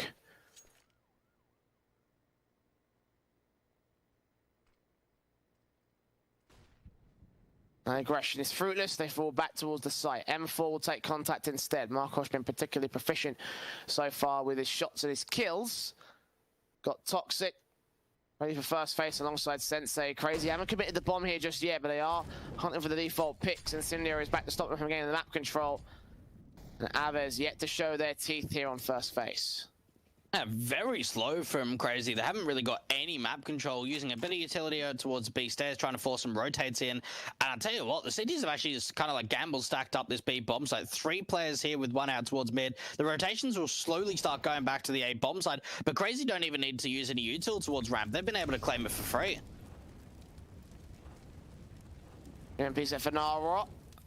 Molotov's stalled for time. Crazy being heavily suppressed by Aves.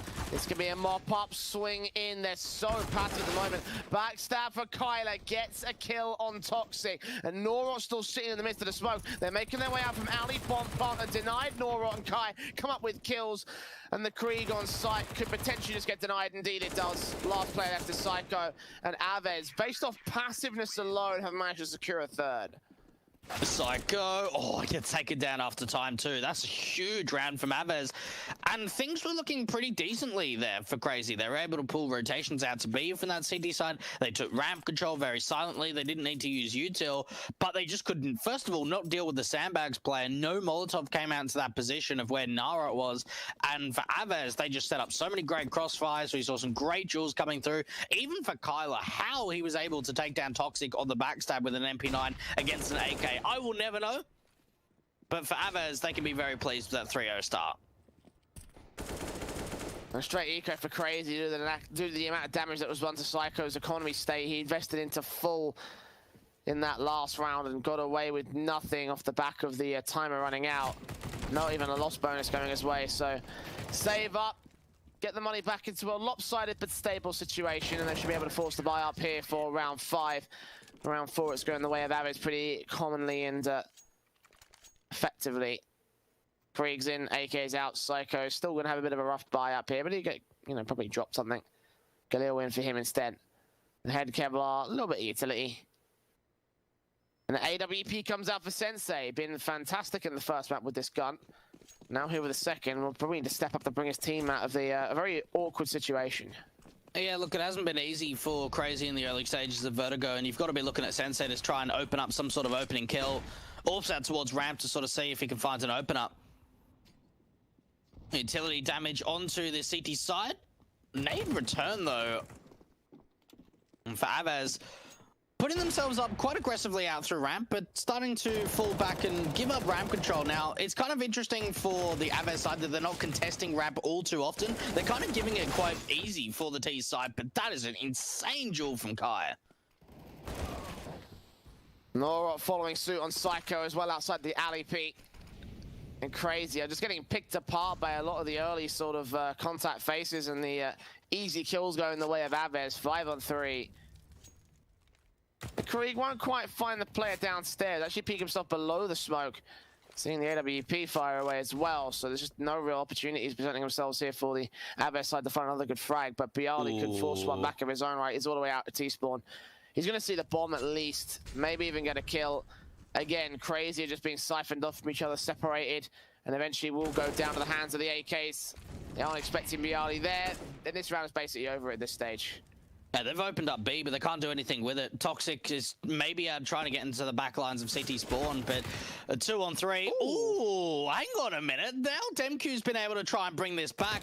This is a little bit doable because now they keep forcing fights. Avez continued to over-aggress, and now that should be the nail in the coffin for Demq. If his teammate rotated out to pick up that bomb, then sure, but the fact that Bialy's still lurking to shut it down, got that kill. Now Demq have to save the AWP, another massive damage round towards Crazy because he won't get the lost bonus in. He does get Bialy after time, so he stays alive for the most part. 5-0 to the start of Avez, very similar to how Crazy took things over on the first map of the series, but will Crazy have just as good a response here? I would say it's even closer than similar. It's the exact same scoreline, isn't it? 5-0. We saw a great start coming out from Crazy in that first half of Inferno. Then we saw a bit of a response. But the thing that Crazy have had like a big, I don't want to say element of, but something that's been very difficult for them is just getting a stable economy on this T side. I've had a few times now where players have sort of survived after time, some that have even gone down after time. Avez playing with a lot of confidence, even just this double peek out from mid, very aggressive on the CT side.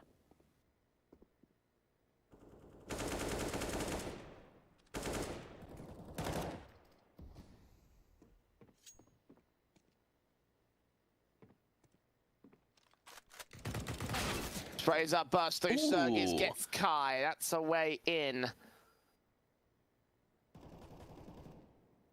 Crazy. Finally, the opener. Unable to work off of it at the moment, though. They're still pretty passive across their T-side line. They're expecting Avez to re-aggress and do some more damage, and don't put it past them to have that assumption. Obviously, it won't do them any favors when it comes to the actual hit itself. Out towards mid control, and there is the M4 of Kyler. Getting one frag, Demq can trade it. The only expect to face sees that bomb planter. Demq keeps it to a 4-on-2. And Avez slowly but surely fall to pieces as Crazy go a little bit slower and take a bit more control. And Demq's entering out with the bomb, trying to go for the knife. Marcos and Nora trying to bring this back, but it's not going to happen. Crazy. One thing you mentioned, Jay, was trying to get the CTs to overextend, and that's exactly what happened. They took that mid control. Kyler was actually heard trying to get down from those mid boxes, was not silent about it. And from there, he's holding an off angle. The wide swing comes out. Bialy now wants to try and wide swing on that CT side. And Crazy just went out some really great fights. It was a bit of an awkward duel out through that new connector area, but in the end, Crazy were able to put their first one up on the board.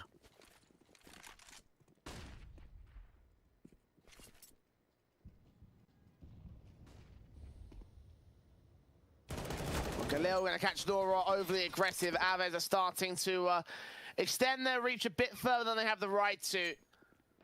That will cause them to lose openers here. Crazy happy to work with that, obviously. These slow kind of rounds are the ones that have worked best so far here on this map. We've only seen one good round from Crazy here, but even so, set towards this ramp control. The ramp defaults have been pretty sparse. All pin for Marcos, trying to find a trade back. He's not going to see anything, though. He's got to extend a bit too far out for his comfort. Flashes in, may find a chance, but they're just not even going to take face. This is a perfect angle for Marcos to be able to try and find a pick back on the CT side. Flashbang coming out, make sure he turns. That's a great response. Some really great kills coming out from Crazy. And it all just comes down to timing on some of those peaks. Marcos turning away from that flash, peeking back into the angle. And from here, there's only 2 players on this Avez side. I'm even surprised they're this close to the side. They've got no money. They really need to be saving onto these rifles. Demq gets Bialy. Kyler left alone in a 1-on-5. There it is. Going down to Demq as all 5 stay alive for the Crazy side. confidence starting to brim here for this team, in very similar fashion to the way that things went down over on the second half of the last map. And on what should be the favoured half here for the crazy side, that is definitely an encouraging sign. But they have to keep the momentum going against the eco of Avez. I don't think they'll force up here. $1,900 of loss bonus, going to see a buy come through for the next round. And indeed, there'll be upgraded pistols, Kevlar, and utility across the players that can afford them. But that'll be about it here for the CTs. And we've seen Avez being punished for their over-aggression. At the same time, though, I don't really want to see them change up their playstyle, because Vertigo is one of those maps that if you don't sort of contest B-stairs or ramp, it makes it so easy for the T's to just get a lot of map control. They're going to just walk through this smoke. Flash in, the stack up could well catch them off guard. Bomb is in the open, Sentinel's got to pick that up and get it back out to a confident position. He does get recovered by Psycho instead, rotating out of T-spawn back upstairs. And they should know that the stack push came through. You can see that's why Toxic's pushing in towards the B site now. Clearing it out, checking all the angles, keeping his eyes on stack. MQ there towards mid to keep his teammate backed up as well. Have Dominion over face and over the CT camp. But B-bomb site is their target. The plant will be secured. Ray through, Toxic, and Demq. We're now back towards the CT spawn, and AWP for Sensei churning in on Bialy's. The M4 drops, Markosh left alone. And Avez, unfortunately, unable to do much with their damage. I mean, they've got some players pretty low on HP, but nothing that will do anything long-term to the T side. Good response coming out for the crazy camp. And you've just got to think, T-side of Vertigo, this is their chance to really be able to pull a bit of a lead going into that second half, be able to put up a bit of contention. Avez. And what's the change up from them?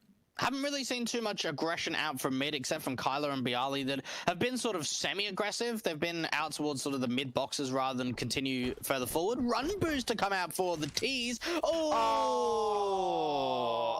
That's a bit awkward. Not enough momentum behind it. Toxic will try and see if he can respond out here towards the B face, but nades up, damage done, 4-on-3. Swing out from Demq might catch Markosh off. That's actually B site open here. They can go for a plant and a 3v3 retake. They'll know. As soon as Demq is able to take down that second anchor, they'll realize that this B bomb site's open. There's no way you're going to triple stack up B early round. So for Crazy, they could force in the post plant, get that 3-on-3. Now, they've got a player of Surgus to try and catch off the rotations. This could be big. Kai gets taken down. Now this could be the save attempt for Avez. And indeed, they do fall back. Try actually reposition instead to go for a retake from a different angle here. Norrock from stack. Molotov against him. And that second piece of utility probably should force them away. So they fourth to the crazy board. An awkward start there with the run boost going awry. I don't know how it went so wrong for them. I don't think the momentum was quite there. I think they also pulled out a weapon at the wrong moment. But either way, the recovery from the swing out, Surgus, Demq, and Toxic covering the situation in the hole. A big set of frags to find, and Crazy, obviously. The crucial fourth that now puts them within one of equalizing against the Poles. I think he may have just actually clipped that right little pipe. I think that's what it was that stopped it. He clipped a little bit one of those like invisible walls. He was too close to that that right side of that blue pipe.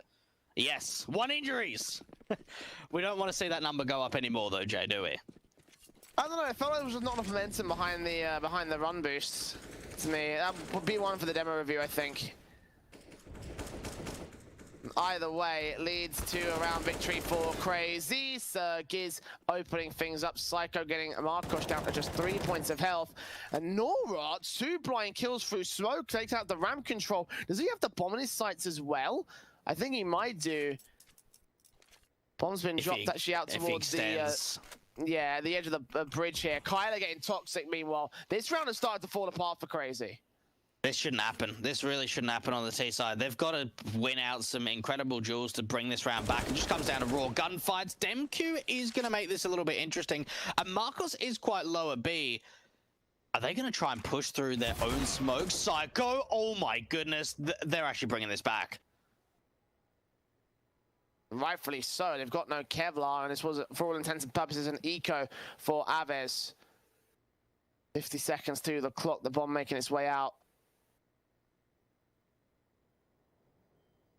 MQ facing in towards stack. If they go towards B site, which it looks like they might just do,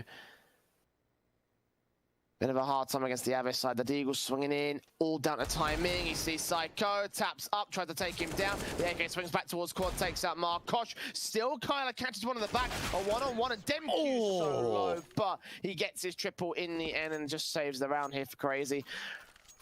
The money's still built for the T side, so they're not going to sweat the damage too much, but either way, Ave's getting away with a lot more than they really should have bargained for. Yeah, look, that was probably the most awkward round we've probably seen from CR4ZY yet. And we've spoken about some of these maps that we've seen before. We saw Vertigo about just over a month ago in Multivibes, where Aves were able to take this 16-6. So already it's being a map that's up for a little bit more of a contest than last time. And you've got to think for CR4ZY, surely Aves won't be able to let them take a lead and take 6 rounds in a row. Both teams being able to pull up a lot of rounds off the back of momentum alone. 5-5. Not really too much of a contact's been made from either team in the early round.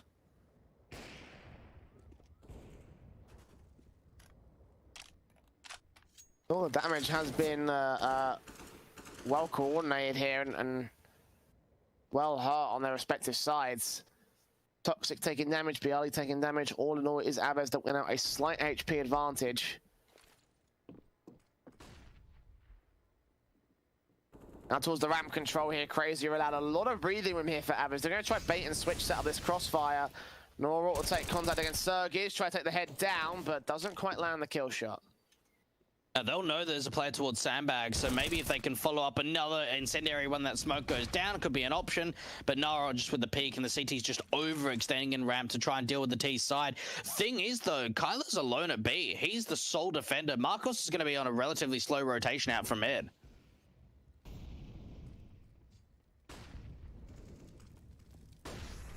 M4 swing in, takes one, sees the second player as well. No idea there's Psychos out there, so they can find a trade back, but Norot's quick to respond. 2-on-4, flashing against the orb does force him off angle. Bialy being read upon here by Psycho. Sensei and Marcos continue the trades back. Swing in, sees 2, takes only damage, no kills for Psycho. And there'll be 6 to the board of Aves to defend the lead. And finally, we've seen the streak of rounds from CR4ZY being ended. And what that really comes down to from Aves is the rotations just came in so quickly. They were able to get Kyler to get the information, the wide swing out from the site, catching off a player and getting that information. That allows a little bit of a slowdown, I suppose, of the T side. Rotations come out from mid, and in numbers too, all peeking on each other's contact on that CT side. Aves bringing in the orb going into round 12, while no AWP is going to be invested for the CR4ZY side.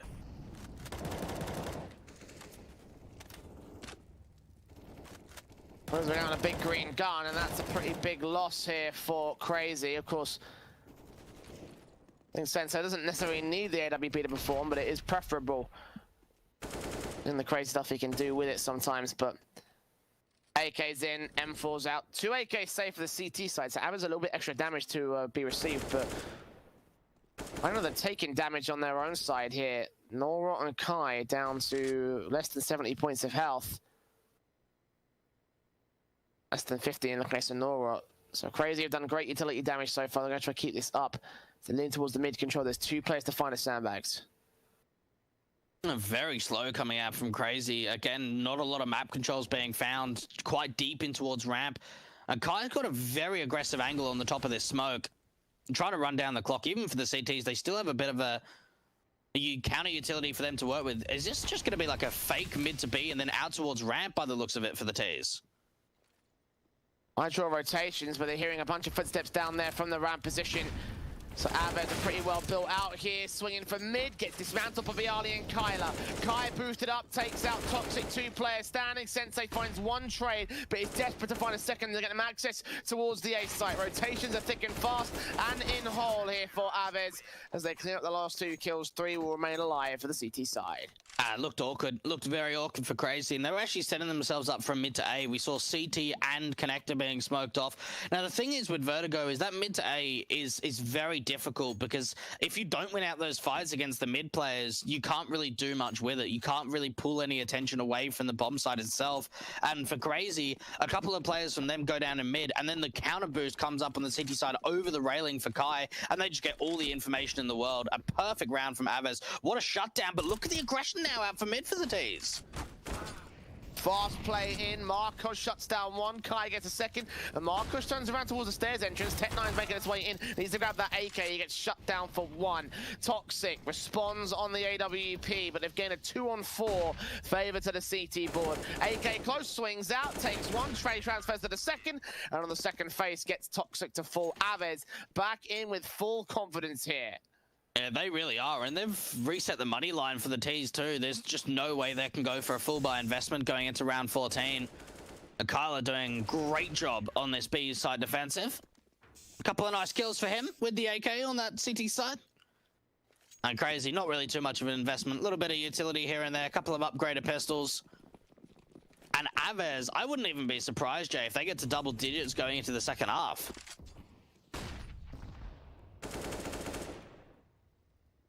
The CT side of Vertigo as well. Not most of ideal circumstances, of course, for the Crazy side, but the last time they played this map, it was a 10-5 half for Avez on CT half, so, you know. It wouldn't be too out of the ordinary.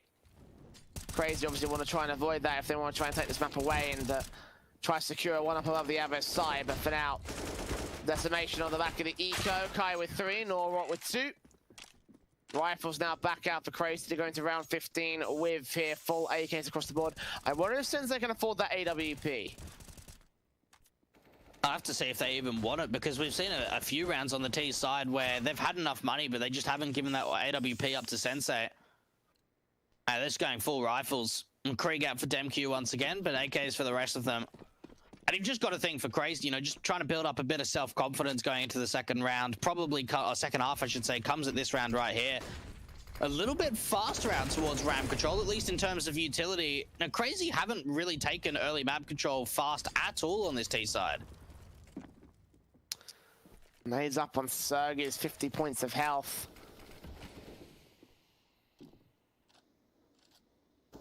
M4 close, edge of the smoke. He's waiting against Psycho, the AK set. Looking onto his position, no idea that the player's out here. Swing out from Nora, gets that one frag. Psycho can turn around for 2. Bialy responds to him with a 3-on-3. Kind of getting a bit overzealous there, almost cost his teammates the man advantage. Yeah, that was certainly a bit over-aggressive there from the CT side. Bialy's going to be able to follow up, and that's the advantage they're looking for. And for Crazy, they have to force themselves into A. There's really not too many options now. They've got hardly any utility, only a smoke and a Molotov to work with, and there's even a backstab attempt coming in, so Avez are going to know that there's no presence over towards this B side of the map. 40 seconds. Time is a ticking. Gotta find a way into the A site. You've got Toxic trying to see if we can find contact. Kyler sneaking in the back lines though. Seeing one spray through. Toxic does get us back to 2-on-2, but Marcos catching off the alley player. That's the bomb being dropped. At this point, the CT, they've just got to hide. They don't have to fight.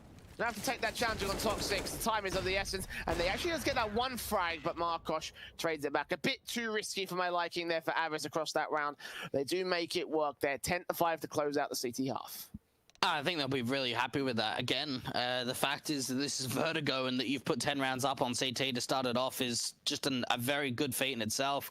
And for Crazy, I think things get a little bit more awkward for them. They needed to be able to put up more rounds on the T side.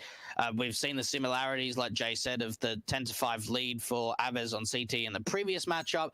So you've just got to think for Crazy, they need to get off to a good start. They need to be able to build up some momentum in the second half. And for Avez, they're in a perfect position to win pistol and try and just get this map over and done with as quickly as possible.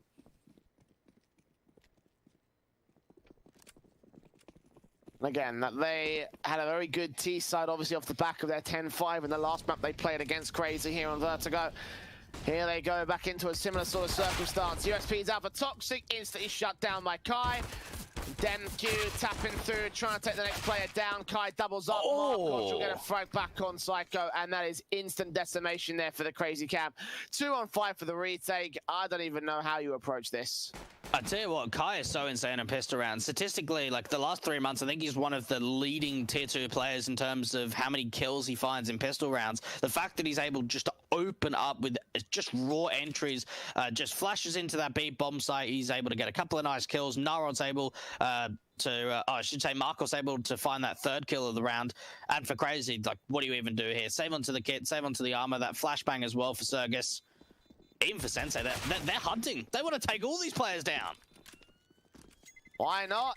Every kill is a piece of Kevlar you can't afford in the next round. If Crazy want to go the conservative route as well, then that means we'll have basically a full eco off the back of it. Sergus does keep himself in control though. The fuse kit especially will be a nice little bonus for the Crazy side. Could afford a smoke, that would have been great, but ults for the PT-50 instead. There's basic pistols out, indeed an eco will come through for Crazy, so 12 to the board of the T side as expected. And then from there the rifles can come to fruition. And not forcing into round 17. So you'd have to expect in terms of the damage they'll be able to do is going to be very minimal. Ave's just taking slow control out towards that ramp face. Think if they could just isolate some of these duels, force any of the CTs out into the open and to over-aggress. Now they are going to be running into a stack, Jay, if they continue this presence. Oh, look at this. Look at this from the CT side.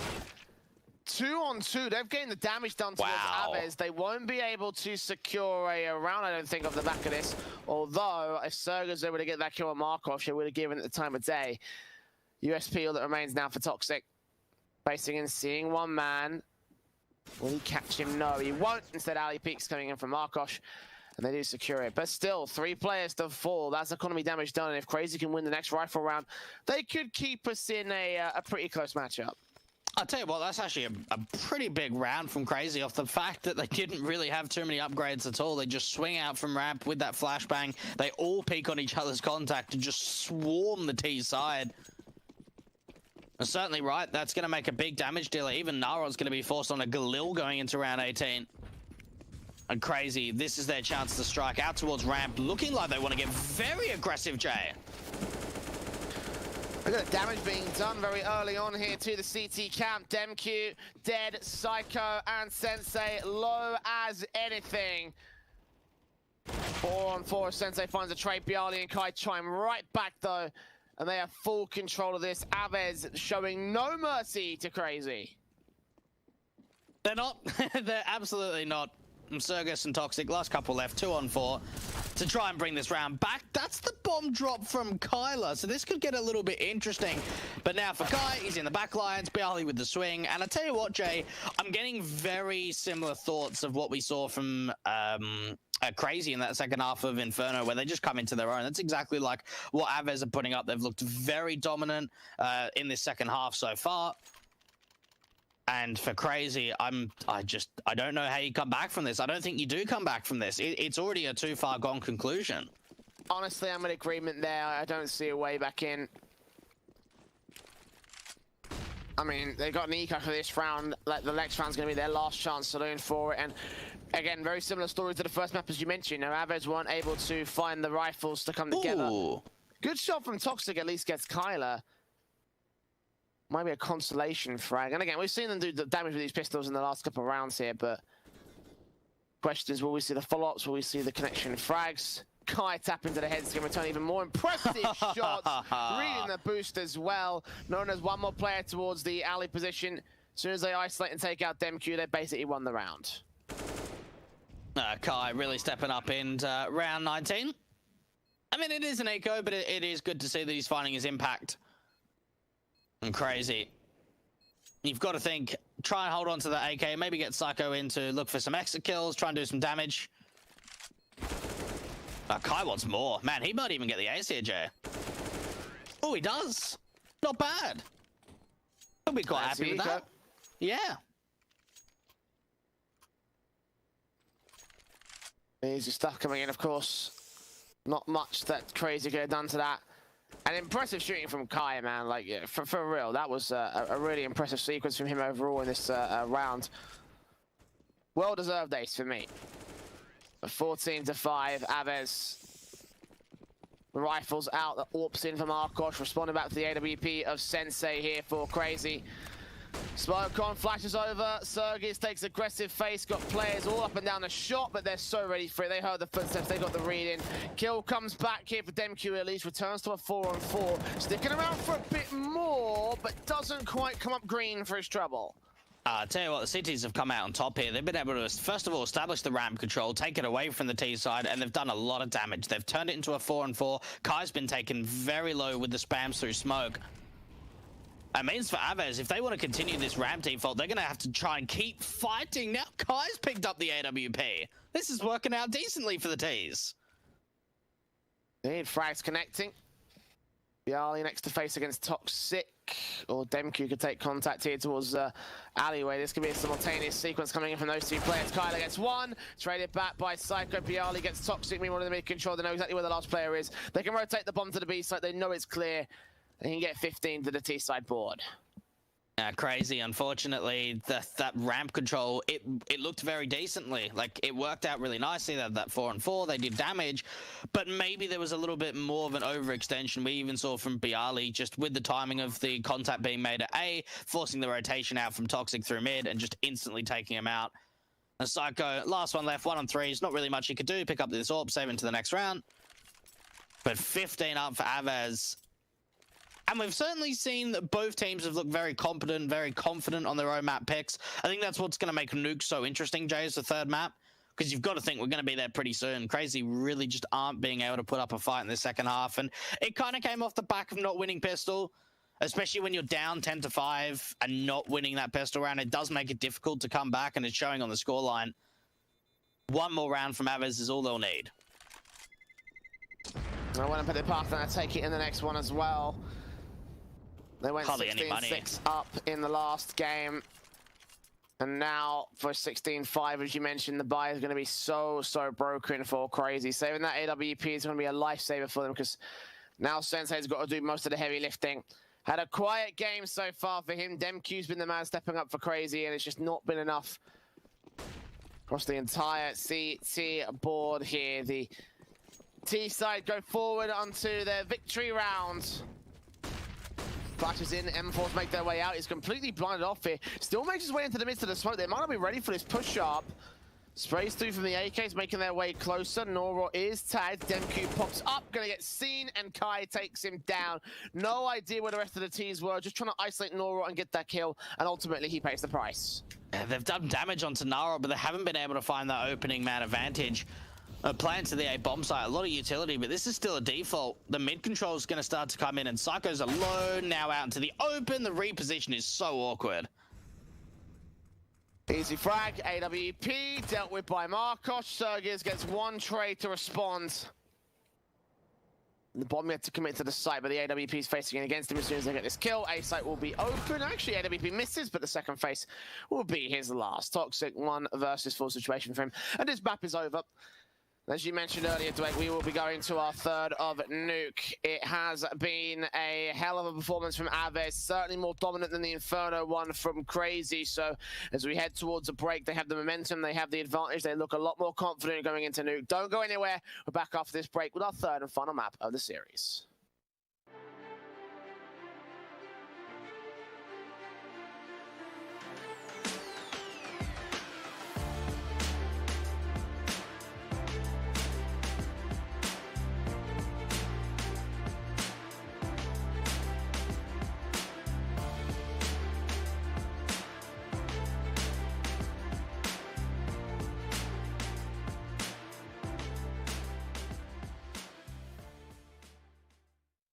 Initialize booting.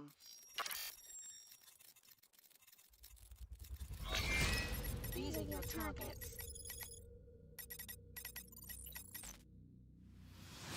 You must find, capture and contain them until extraction vehicle arrives. Witnesses are irrelevant. Leave them unharmed if you can. End of a transmission.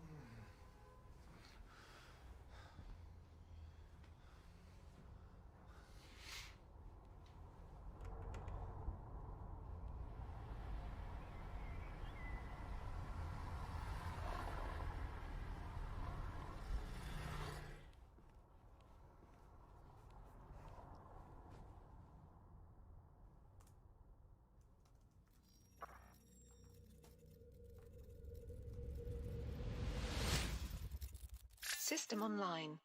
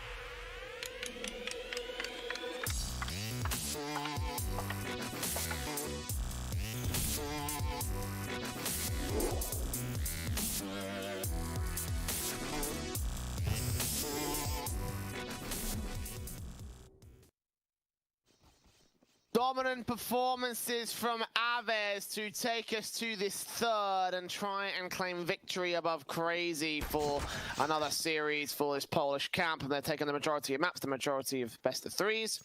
And now here on Nuke, another opportunity that presents itself to them, Dweg. And this is a map we've seen them play before as well. Way back in 95 number 1, it was Avez taking Nuke 16-11 in their best of 3, their first best of 3 of this rivalry. And honestly, given how they performed in the last map of Vertigo, I could see them doing the exact same thing here today. Yeah, look, the thing is for CR4ZY is that outside of their Nordavind and Hellraisers games on Nuke in 9-5-3 a few days ago, we haven't really seen CR4ZY play a whole lot of Nuke, at least in recent times. This is the first time, or the 2 times we've seen them play it this month alone. So look, for CR4ZY, they're certainly, I would say, the underdogs going into this final map of the series, but it all just starts off with their T side. Can they get off to a good start? Can they put up a number of rounds on the T side to start this matchup off into the lower bomb site out from ramp straight away? Avez are just playing very passive and might even just let this bomb down go down into a 5-on-5 retake. Yeah, best case scenario for them. Avez have got a pretty proficient CT half. The last time they played against the CR4ZY side on this, they only conceded 11 rounds, 10 of which were on their T side half.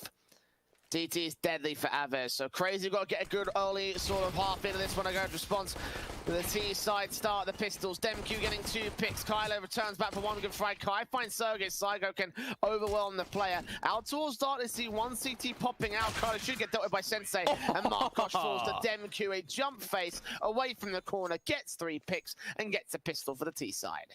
And we've seen a couple of kills mid-air today, but look, for CR4ZY, it all just comes down to that post plant and forcing the issue. Now, they had a couple of options there. They could have either decided to try and fall back and regain that ramp control, but instead they get that bomb plant and they go out through double doors. They try and take a mountain of fights with them. They hold on to the man advantage. They force so much pressure onto the Avez camp that they even like sort of feel as if they're falling back on that CT side. A great response coming out from CR4ZY to start off the round, but it's now going to be a force buy up for the CTs. Deagles in, scouts out.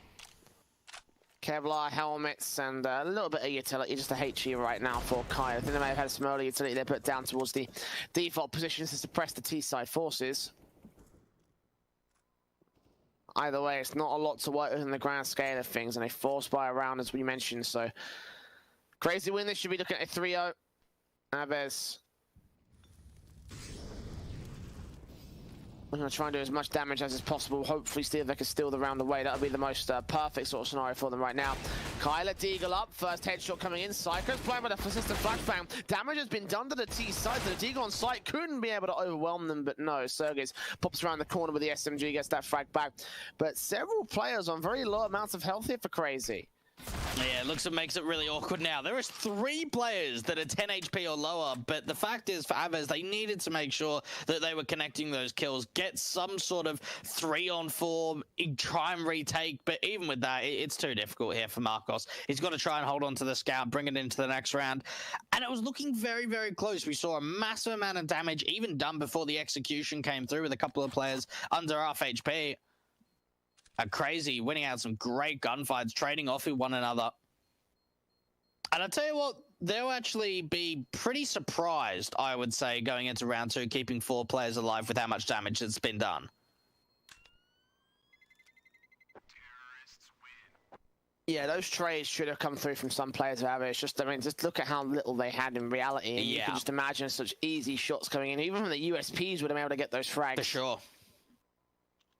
Not to be for Avez, though. 2-0 start for CR4ZY. Scout gets saved at least, so they can hold a bit of an extra weapon into the next eco round. Deagle's in, CZ out on Kyla. Matt Timber, Demq with 3 AKs and a Galil, of course, there for the CR4ZY side. For the most part, it's just going to be basics on the rifles, and most of the rebuys coming in. Outside presence held by the smokes and the flashbangs over from Toxic, straight into the secret control. And several players are just down ramp to try and hold off against them. Fast rotations coming in. Good molly to at least try and force the CTs even further back. Tag does come up. Bialy with a swing could have lined up quite a few of them with his Deagle. And there are so many CTs towards this lower bomb site. Despite that, they're all getting picked apart one by one by rifles. Kyler gets one pick on Toxic at least, and Deagle Kylie in the last player left here. Seeing Sensei takes that headshot, trying to get Sergez next, but in the end, Sergez maintains control. Do lose a few rifles. I don't think Demku can get to an AK in time, and yes, that's going to be lost investment for CR4ZY. Rifles coming out for Avez. Their chance to re-put the hurt now back on the CT board. Yeah, this is the chance as well for the CR4ZY side to be able to just gather some momentum. I mean, for most teams in sort of Tier 2 Counter-Strike at the moment, sort of getting 6 rounds on T, you can be pretty satisfied with. The fact they've been able to win Pistol, convert their anti-eco and the eco, puts them 3-0 up. Sensei trying to go for an opening fight and the utility damage. Man, we've seen it on all 3 maps for Avez today.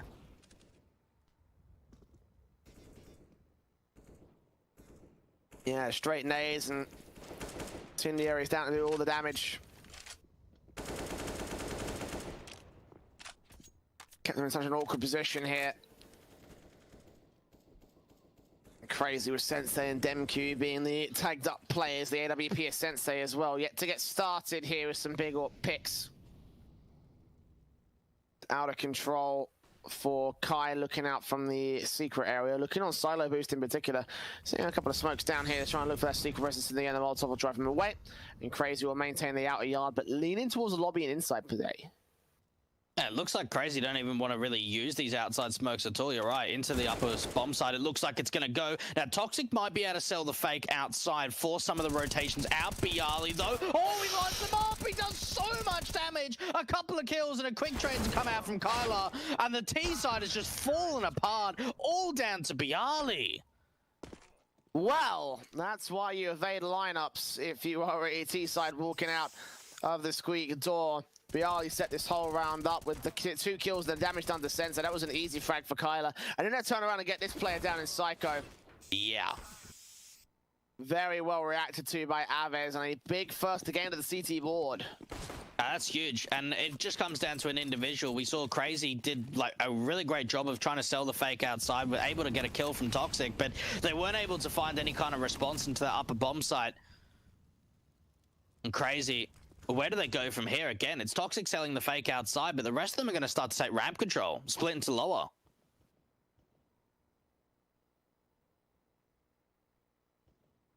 Upset, ready to receive. Sees 2 players popping out and now sees the entire T-side force like, yeah, I'm out of here. Incoming contact from CR4ZY. Deagle actually does bait in the AWP to make some mistake shots. Still refaces, the no-scope is out and he goes down. Norot and Bialy chime in, Norot will fall. Bialy towards secret. Now a known entity in the CT cap, and CR4ZY overwhelm him as well. So, bomb plant to be secured. Kyler before peeking in, shut down by Demku. Next, swing it out from Sergez, gets Kai. It's the final casualty of the round here. And CR4ZY are looking real good here on T side. Oh, that's not bad. That's actually a very good round. The fact that they're able to get a single player into secret, they go fast out from ramp. And Marcos was in a really awkward position because as soon as that opening fight was not hit from ramp and he faced again and then missed the second shot, he can't do anything. He can't fall back to radio room because he'll just get picked off from the T's in terms of the timings of the swing out. So he's got to try and fight. He gets up close and personal, doesn't hit the no-scope. And CR4ZY have reset the money line again for the Avez side, so they could be going up 5-1 on T side. That's these Deagles have anything to say about it. Look at Kai towards the outside. Missed to the smoke. It will start to clear in about 3 seconds time, but Toxic is going to take him down. So, simple kill for the T side main man, seeing the USP popping out of cubby corner. Smokes down to try to smoke off that individual, try and ensure that he can't take any damage. Toxic doesn't end up falling. I mean, he's going to be very unlikely to fall to a USP anyway, but needs most. Always good to have an insurance policy if you're CR4ZY. And for Avez, a kill or 2 here will help them out. Ramp control has been a big weakness for this Poly side. We've seen CR4ZY been able to put a lot of contention out towards ramp and win out a lot of duels, take that map control relatively easily. And now it's just clean up time and take these couple of players down. Now, Bialy's been able to sneak into lobby, but how does that really help him? I mean, he can backstab on the outside players. I wonder if CR4ZY are going to be ready for this.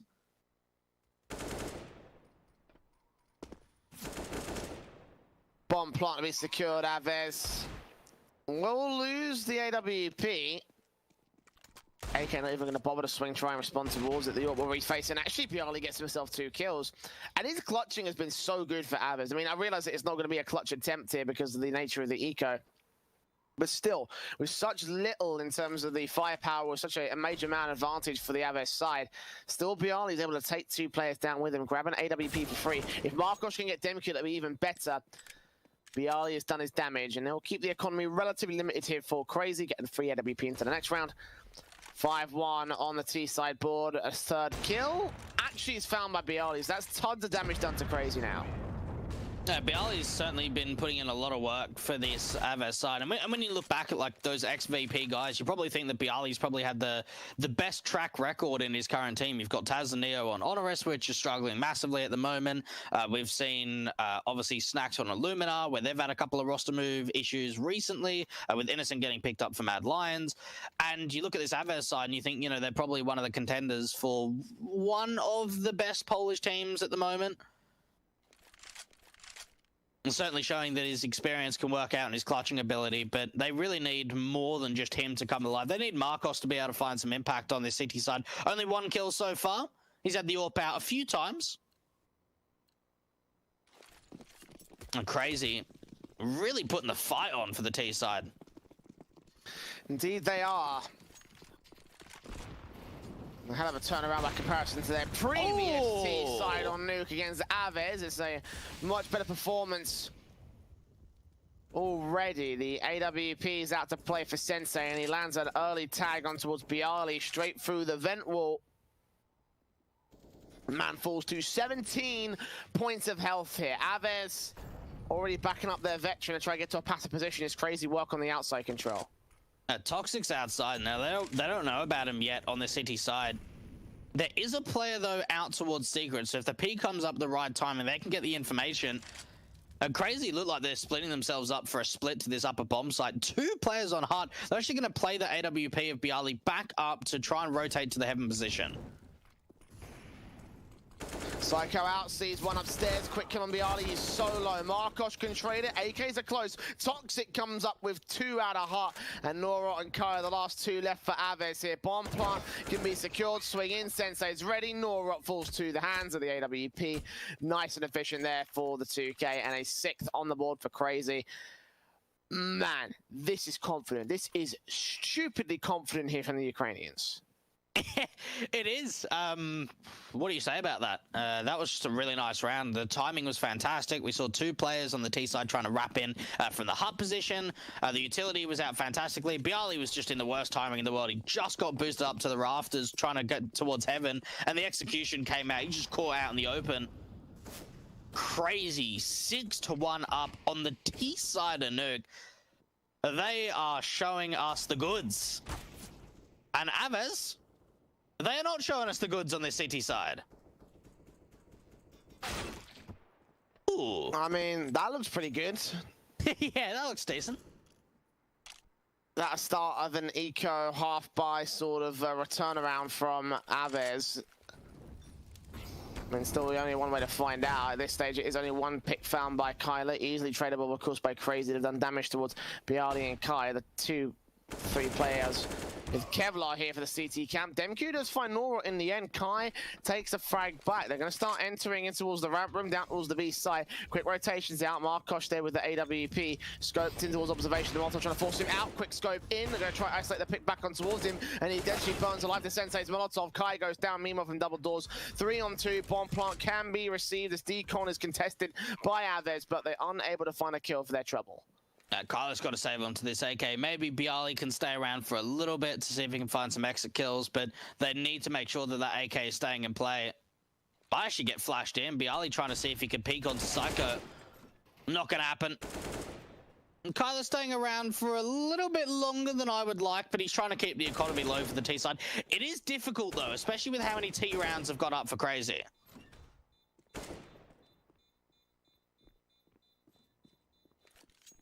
Yeah, Aves are struggling so far on CT side. I was not expecting this.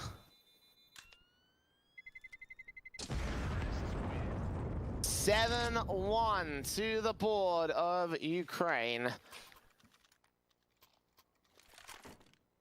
And the rebuy can come through from Avez. They can be happy they've done that damage and are going again saving the AK from the last round, but they need to get some rounds on the board at this stage. Like, they're starting to run out of most of the buffer of the CT side. You know, usually a side, a half lost on CT side is a bad omen. But Avez, they could well be on for that. Rebuy's coming in for crazy, still decent money line built up for this T-side force. Playing inside lobby, and again, Toxic fast outside towards Secret. He's been able to do a lot of work outside, pull rotations down to that lower bomb side. But this is going to be a fake unless they go for a vent dive. This is just looking to be an upper execution. No, the vent dive coming in. We haven't seen this from the T side before, but the bomb gets dropped. Kai lines them both up. So ready for that play on the B side. Demq does make his way in, take a man down. Two rotating in from the ramp position as well. Sensei chimes back on Bialy towards outside, so they catch us on the out presence. Kyler being seen, turns around, Toxic gets the frag. Norok baits in, Demq now knows where the last of the T-side presence is. Still continuing to play Ring of Roses around the shutter door. Norok down to timing, Demq gets away. Norok back to turn though, Demq gets dealt with. Meanwhile, the plant's coming through towards the A side. The CT's abandoned it. It's a 2-on-2 retake. Oh, Sensei has positioned himself so easily. Easy shot coming through onto Naron, and now it's all down to Marcos. Now, he can try and stick this bomb. That's probably his best chance. Get the smoke onto the bomb, just stick it. Go for the full 5-second defuse. Crazy. No one's peeking. No one's peeking. Oh, my God. No one peeks the bomb whatsoever. Not even just to check, Jay. No one swings out from heaven. Bit of a weird situation as well because of the fact that the smoke was thrown after the bomb was tapped. So I guess they probably realized they made a mistake, or they thought they made a mistake and didn't quite, you know, go for the proper ninja. Either way, that round started falling apart for Crazy. The moment Kai got his 2K downstage, you saw it on replay. Who expects a CT to be outside the vent entrance when you go for that fast of a vent dive? Clearly not Crazy. They might not be expecting Kai to be outside here. He's given up his position though. He burst through. He thought there was a player up silo. Indeed there is, but the inaccurate shots will give away his angle. Toxic faces in, but still goes down. Rushing around the corner. Psycho at least finds a trade. He was blind by someone. I'm not sure who it was, but just completely blind as soon as he rounds that corner. And what a response now coming out for Avez. You're right, that last round, how Kai was even in that position, he was able to deal with the vent dive so nicely. Crazy. All their information outside's now been given up. Now they're going to cross over through the main entrance. It's going to be heard, but now there's presence out through the Hell and Heaven area. This could be a split into the A bomb site from Surgus from Heaven. Up top, looking onto Hell entrance instead, actually. Drops down and go away his information. So it's best to make his way up from the stairs, go down the ladder if he wants to get towards Hell. Take a little bit extra time to gain that little bit more control. I don't think anyone's keeping their eyes on Heaven as well, by the way. They could think they're safe.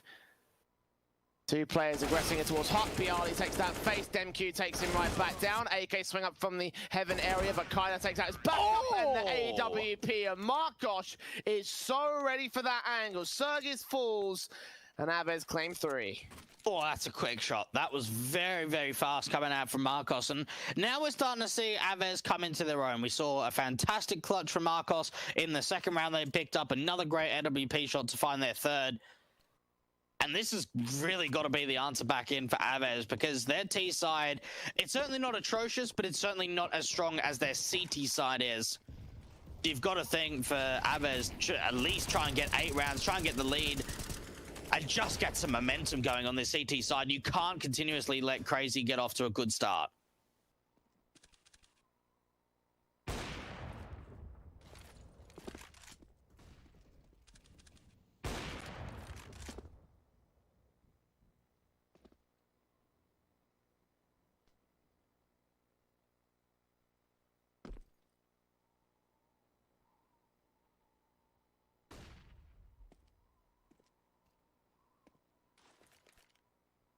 In secret, and Kai, it looked like he wanted to over-aggress there to try and see if he could take a fight, but instead just decides to go a little bit further back. Don't give away any kind of advantage that Avez have already worked to get into this position, Jay. It's out of control, being taken by Crazy. It's passive positions being held by Avez. Far out of the secret area now in towards the A bomb site is where they're playing for right now. CR4ZY goes downstairs. Got Kai set. 2 players around the corner. Incendiary straight up stalling for time because there's not much left of it on the clock. Crazy will need to enter very quickly. Toxic making his way up towards Heaven. May will be a ruse here. Which site are they going towards? Looks like it's going to be a B play. Envor step back here. Finds that 1 kill. Dink down. Psycho's been seen. They don't know where that bomb is. He gets Kai to drop. AK up Heaven though. Sees 2 players. Takes out 1. Going to stall this rotation. Does that deal with a player here on the bomb site itself? For 13 seconds, they find that pick back. They're going back towards A. Sensei close, gets an orb shot. 7 seconds, they're going to get a bomb plant down. He misses his quick scope, and Psycho's on such low HP. He's out of this round at this stage. Marcos just got to stay alive. That's exactly what he'll do. Crazy. Last second rotation. Too much of a last second rotation. Had no time to gain presence on A. But they didn't really have an option. Like, that's the thing, right? Is that they've been siphoned off from decontamination. They have to go upper, and they've already got a player that's starting to rotate in through the Heaven position. So it makes the most amount of sense to hit the upper bomb site considering the circumstances they're in. But at the same time, you're right. You know, they weren't able to clear out Kyler towards the back boxes from Hart, and from there, that round just falls apart. The rotations come in really quickly. They're very, very low on the timer. And Avez now starting to be able to pull a bit of a streak themselves, Jay. Indeed they have. From 7-1 now to 7-4. Crazy are kind of being suppressed. Bit of a hard time in the last few rounds. Avez have gained easy control. Very fifth on their board. The Eco's going to have to come through here from the T-side camp. The AK of Psycho, anything saved him for the last round. Recover towards a decent rifle round of the next one here. Kai gave himself 1 frag towards outside before being traded back by Sensei. So 2 for 1s all in all. And M4 recovered to potentially do some more damage here for the T's. Marcos has all been pretty consistent on the city side so far. Only 1 kill has been found from the crazy side of trading out Kai outside. They picked up an M4, but that's pretty much all they've been able to do, and the AWP has now seen the player towards Hart. Marcos having a bit of a rough time trying to take down CR4ZY. When is he going to hit this shot, Jay? Never. It's never coming through. Apparently. But not a headshot like that. A more body shot like that is much better. M4 for Bialy will clean up Sensei. Eco dealt with, and now the rifles got to come through here for Crazy. Got to come up good with a good round. Yeah, look, they need to find a response here. They can't just let Avez start to body them now, getting into sort of the mid and late stages of this first half. Technical pause. And this actually might sort of help Crazy just sort of take a bit of a breather and go, okay, like obviously they can't talk tactics, but you know, being up 7-1, they were in a really great standpoint. They haven't obviously let their lead slip just yet, but it's getting to a point now where we're just not seeing the confidence on the T side. We're not seeing the entries that we saw from them before. I'd like to see something really quick from them, you know, change up the pace. It's been pretty slow. It's been pretty methodical. We haven't really seen too many of the upper plays, even if they go for a vent dive, just something to kind of change the tempo and maybe try and catch Avez off guard.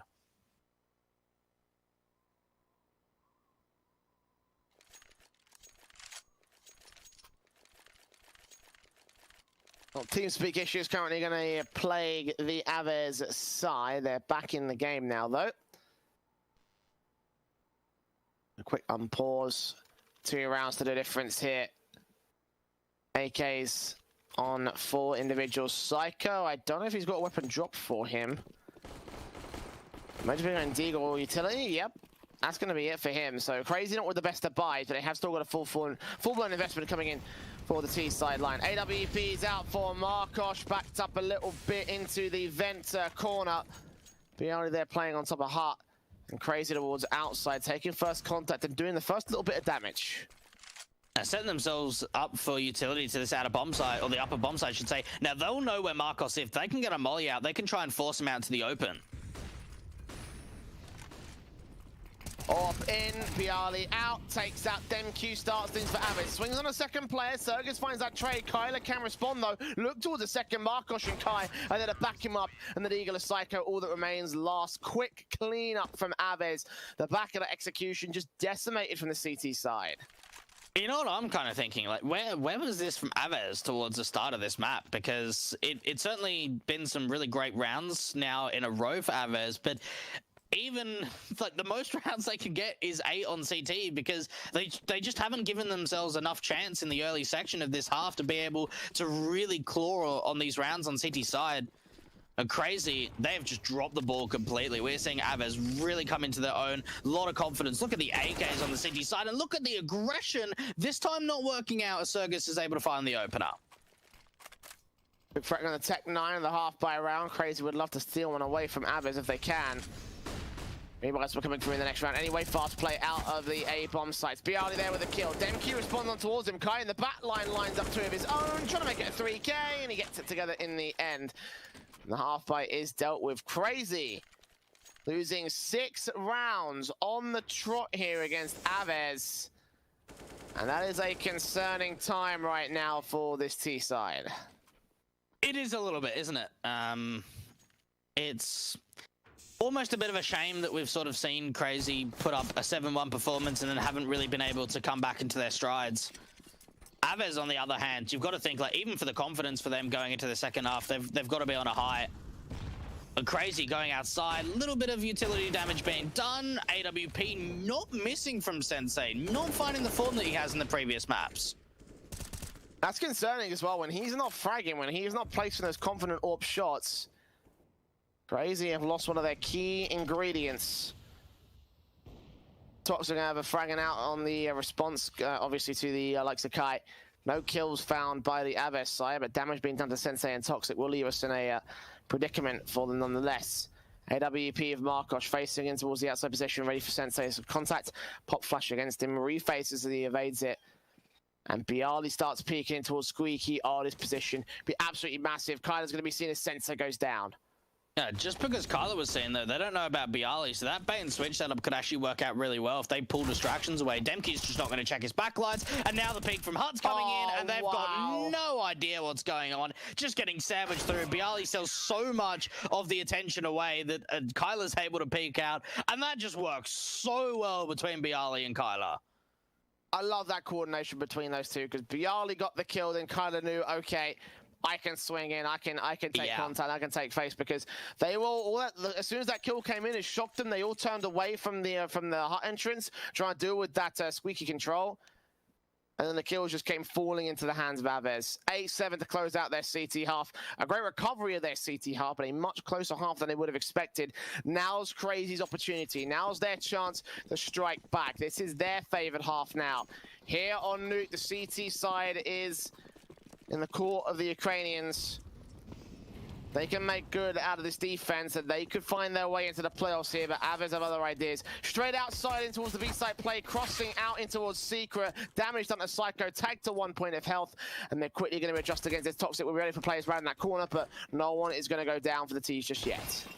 Big Goosh coming out into Psycho down to 1 HP from the headshot of the Glock, but into the lower bomb side. The rotations have come in pretty quickly for this Crazy side, and for the T's, you've just got to think they need to try and isolate at least Circus, because he keeps fragging out, and it's into a 2-on-2. This should be an easy bomb plant for the T's. A retake may not be so easy, though.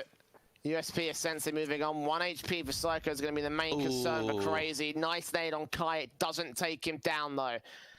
He's watching out the double doors. Kyler's going to keep his eyes onto the ramp position. Taps up, seeing as one man. Take face from Psycho, gets Kai next, all after Kyler. 1 versus 2, taking contact. Psycho, 1 point of health, but still the balls on that man to go for 2 faces and get himself 3 kills. It's a pistol for Crazy, and a crucial one at that. Mate, I would have loved to have seen the observation, like the observation from the observation room. That was insane. We saw so many kills coming out from Crazy. The fact that Psycho is able to wide swing from double doors with 1 HP and still find that last kill is ridiculous. And tied up, Crazy. It was looking awkward in that 2-on-2. They were able to do a little bit more nade damage onto Kai, but just some really great pistol shots coming through. But they need to know, right, with that bomb plant coming through, we should expect to force 3 AKs up for the T's. Done it before, and they'll make damage happen with it again. Kai on 42, Psycho on 20. SMG will close the squeak door. Serg is ready with the M4 backed up here towards the ramp entrance on the railing. Smoke up, going to try and stall the time. They're going to push straight through here. Kai caught off blind though. Spray back on the second man, does damage. No kill against Bialy. Scout next for Sensei, and he gets a wallbang headshot. Nades up, doing minimal damage as he goes forward into a 3-on-3 context. The CT's caught out on the rotation. They have to make their way back into the B site. Yeah, they've got options here, Avez. They've started to slow it down after taking this ramp control, starting to play a little bit of mind games with the CT side. And back into the lobby phase, looking to try and go to this upper bomb site, and it's relatively undefended. Demq's really the only player to defend upper. The SMG against AKs on 2 players. Samar set towards heaven, does drop 1, look towards the second, no. Kyler responds, and both players extremely low for the crazy side. Avez will end up dropping Markosh in the end. Demq, drive-by face, gets that frag, drops that bomb. They don't know about it just yet. And Psycho tentatively waiting in the heaven area. They'll hear the reload. They now know where he must be. Time is a ticking. He's going to plant open for heaven, fake it once, try force a peek. Back turning away at the wrong moment, but still turns back on Psycho. 3 kills for Kyler to recover this for Avez. 15 seconds, the bomb plant towards main. Again, going to try to force Demq to face up here from heaven. He knows, though. He knows that he's just got to be patient about this. He'll win the round. SMG faces, gets his kill, gets an M4, tries to look for the AK-47 as well. And indeed, he finds that much for crazy. A night 3 gain, a lead regain for the CT side. Oh, that was well played from Demq. He could have got baited out so easily. That fake plant coming in from Kyler to try and force the peek in again from heaven. And I suppose because he didn't get re-peeked, he thought that maybe it was a backstab. I just trying to think of, like, because Demq was out towards main, that he may have been able to wrap around through outside. Again, it would have been a little bit awkward, but unfortunately for Kyler, planning open for heaven, not winning out the fight. Crazy. Oh, okay. They take the lead, but they also take that to the head. Straight up, Sensei down. Aves. I think quite a little bit of damage actually. Sergis and Psycho do try and back in with the AK and the SMG, so money can get regained, especially in the case of the likes of Psycho. Aves have made their way back down in towards the secret area. They've got players up towards the ramp room. Kai could catch off a backstab actually. If they're not careful about this, and he could do some damage indeed. He gets Sergis for 1 good frag. SMG chasing around the red box. Bomb plant to be secured. 3-on-3. Psycho reads it. Bialy goes down. And now Crazy up for a retake. Good damage done so far. Oh, hang on a minute. This is a 2-on-2. This is very doable now for Avez. AK and Deagle to work with. Toxic and Demq trying to make their way in now. They've smoked out double doors to try and get onto that bomb, but they still need to deal with Kyler in towards the radio room. Does get taken down. The bomb's being stuck, and this round's done. Yeah, look, there's not really much that Kai can do there, unfortunately. That bomb's just not planted for him. Even if he swings out, he's not going to be able to get the timing, and he's just got to hope they're not sticking it. That's his only option. Wasn't even a ninja smoke as well. He was so open to position. I imagine if the face came through, they probably could have got that kill before the first player went down. A bit tentative from Avez. I think that's a bit of a disappointing round, all things considered. 10 to the board of Crazy. 2 ahead of Avez at this stage. AWP's in from Arkosh. Will try to take contact towards outside. Fire away, doing no damage. All in all, it's still the CTs that come out worse for wear in terms of the HP. No AWP either for this squad. So right now, Aves are just focusing on getting the defaults in, trying to force some bait in the utility, force some bait in a mistake here from Crazy. It's just so aggressive outside from the CTs. Now, we really saw Kai for Avez on the first half playing aggressive outside. Now what Crazy are doing, they're actually stacking up 2 players. And for Psycho, he wants to continue this aggression. He wants to get further forward. Hasn't been seen out just yet, but he's got a teammate to try and back him up a little bit deeper. And for Psycho, gets Kai to open things up. Demq backs up behind the smoke, spraying through over to the squeaky door area. Damage trying to get done out here. Nora on 40 points of health.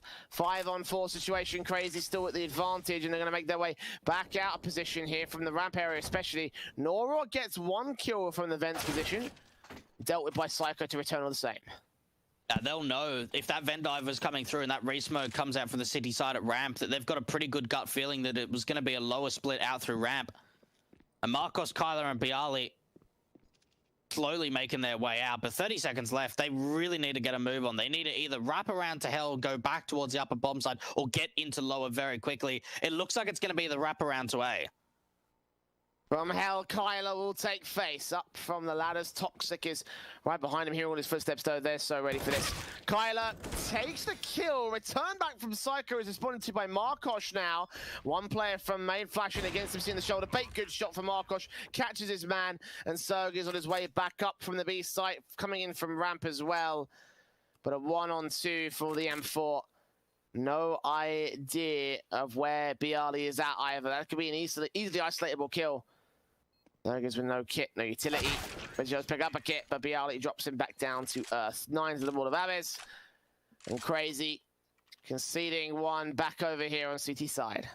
And we said, Jay, you know, before this match even started, if we go to a third map, it's going to be down to the wire. And I tell you what, yeah, we've seen both teams sort of have streak of rounds, but you look at that scoreline, and it's 9 to 10 of a deficit for Aves, but now Crazy are on a force buy. This can get really interesting here.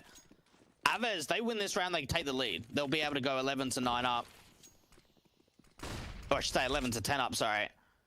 But like I just don't see there being a way that Crazy can win this. Like even this force buy, they don't have FAMAs, they don't have MP9s. It's just like upgraded pistols and a scout. That's all that they're gonna have to work with. They've been reset hard. And again, we've seen the Deagles do their damage respectively, a respectable amount of times here for Crazy. So far in this matchup at the very least. Won't be able to do the same here in a round where they absolutely need to come up big with these pistols. As you mentioned, we're looking at 11 to the board of Aves if they can take this round as a full-blown force from the Crazy camp. Down in towards Secret is where they'll play up initially. 4 players here. A 5th out of Squeaky, potentially going to draw attention and try to rotate from Vent. Flashes the Molotovs in, will go at their position. And Crazy should know where they're going to go here. A bomb plant can be secured. It'll all be in the retake from here. They've got so much control on the map. They don't even have to go lower. They can start to bring that bomb back up to upper. Damage is being done, though, towards a lower bomb site from the Deagle of Psycho. And Aves, it looks like they are committing to this lower bomb site. 1 kill found by Psycho. Markosh and Narok trying back in for a 2-for-1.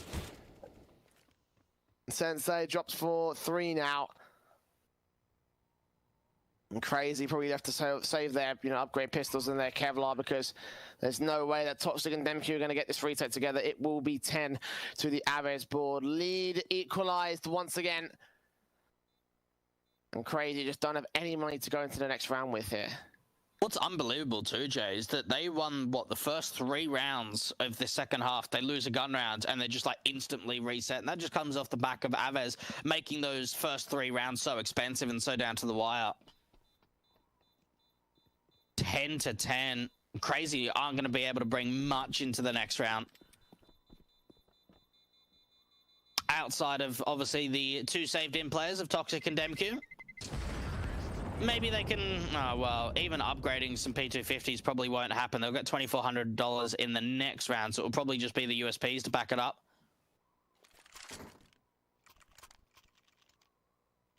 And you've just got to think, this is really the time that both teams just need individuals to step up. When you get into sort of the late stages of a final map in a best of 3, once you get sort of past round 20, it comes off who can clutch and who can make big plays is often the team that's going to come out on top. We're seeing some pretty big plays from several players individually here. Obviously, Bialy is the man that stands out the most for Aves. Right now, they don't need him to come up with a clutch at this juncture. Crazy, the ones that need to get some of their players sort of bolstered. AK set for Norok, rounds this corner, takes on Sergiz. It's trade back from Psycho. Kai gets his frag in, doubles up of his own accord. And now he's all of the players that saved their weapons and Kevlar from the last round. At this stage, they might as well go for it because they'll have a buy-up in the next one regardless. The Deagles will start taking face here. Demku sees one of the back lines, sees one up top of observation. Both players pop out as the smoke starts to bloom. And Demku goes down, leaving Toxic alone in a 1-on-4 situation. I wonder if there will be anything left for him in this round. Maybe a secondary kill to try and take it to 3. Maybe a kill after that to get to 2. It's possible with the Deagle. Obviously, it'll just be very difficult.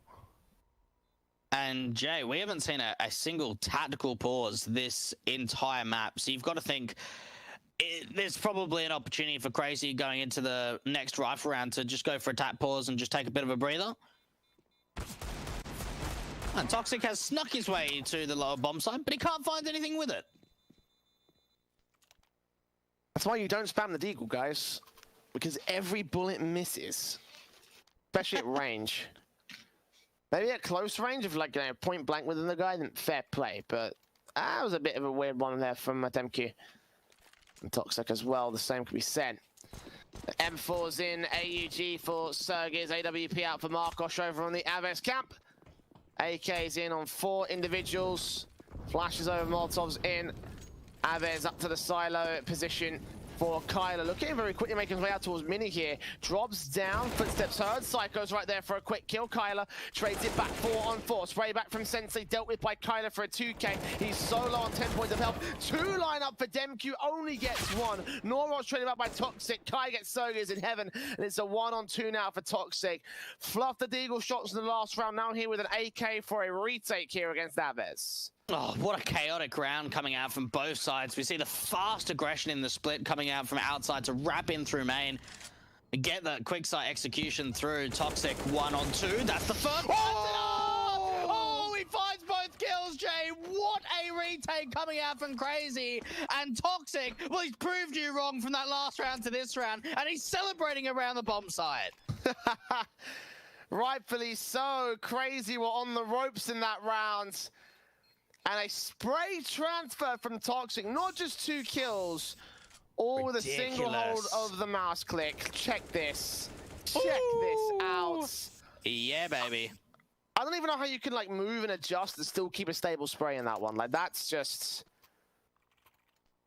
brilliant stuff from Toxic. That was such a big round. That was actually insane. 1-on-2. And for Crazy, like that looks pretty much done. That looked like there should have been a 1-on-1 trade to come out from Aves, but it doesn't come through, and that probably keeps them in the game. They would have been reset again. That would have been a 12th round up for Aves. Things would have got really awkward off that loss. And Nuke's gone in for a lot of vent dives, and he's going to go again. Must have heard it though. Yeah, they would have. Information out. Didn't go silent down those stairs.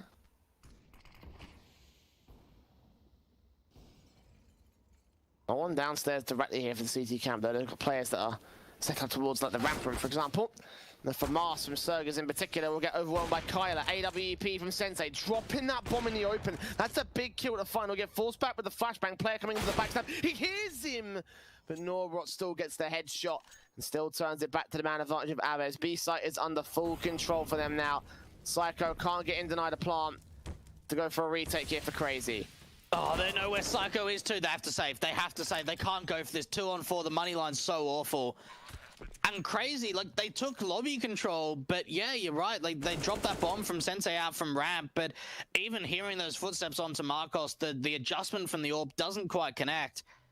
And from there, in that 3-on-4, as soon as they lose that last player towards a lower bomb site through double doors, that round's done. That round's over.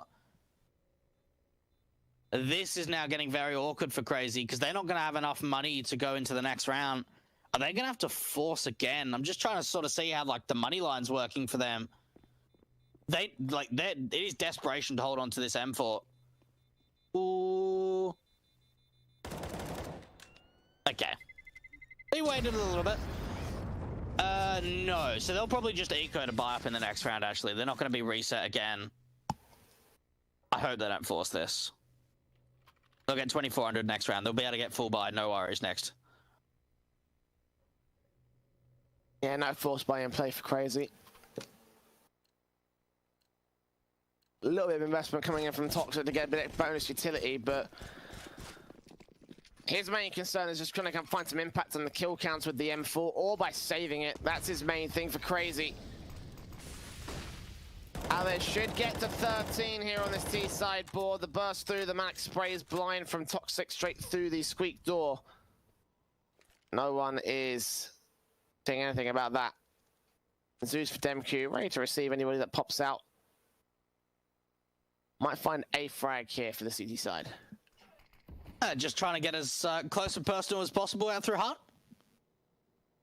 Aves just waiting for aggression. You can even see Kai outside waiting for anyone to peek up for that secret area.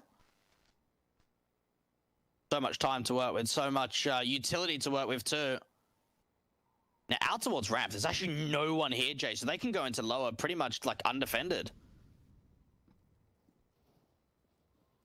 Okay, sees his man, taps up, couldn't quite get the frags. Avez made their way right downstairs into the ramp position, out to the B site. Resistance thrown up on his pistols that are stacked up Back here. upper.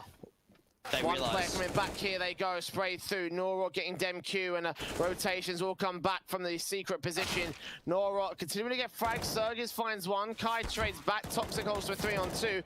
Taps up to a 2 versus 2. Sees that AWP towards outside and gets into garage. Potentially to get Sergis back at the position as well. He's got an AK of his own. The AWP drops in from heaven now down towards the site itself. I have a feeling Crazy are going to go for this retake.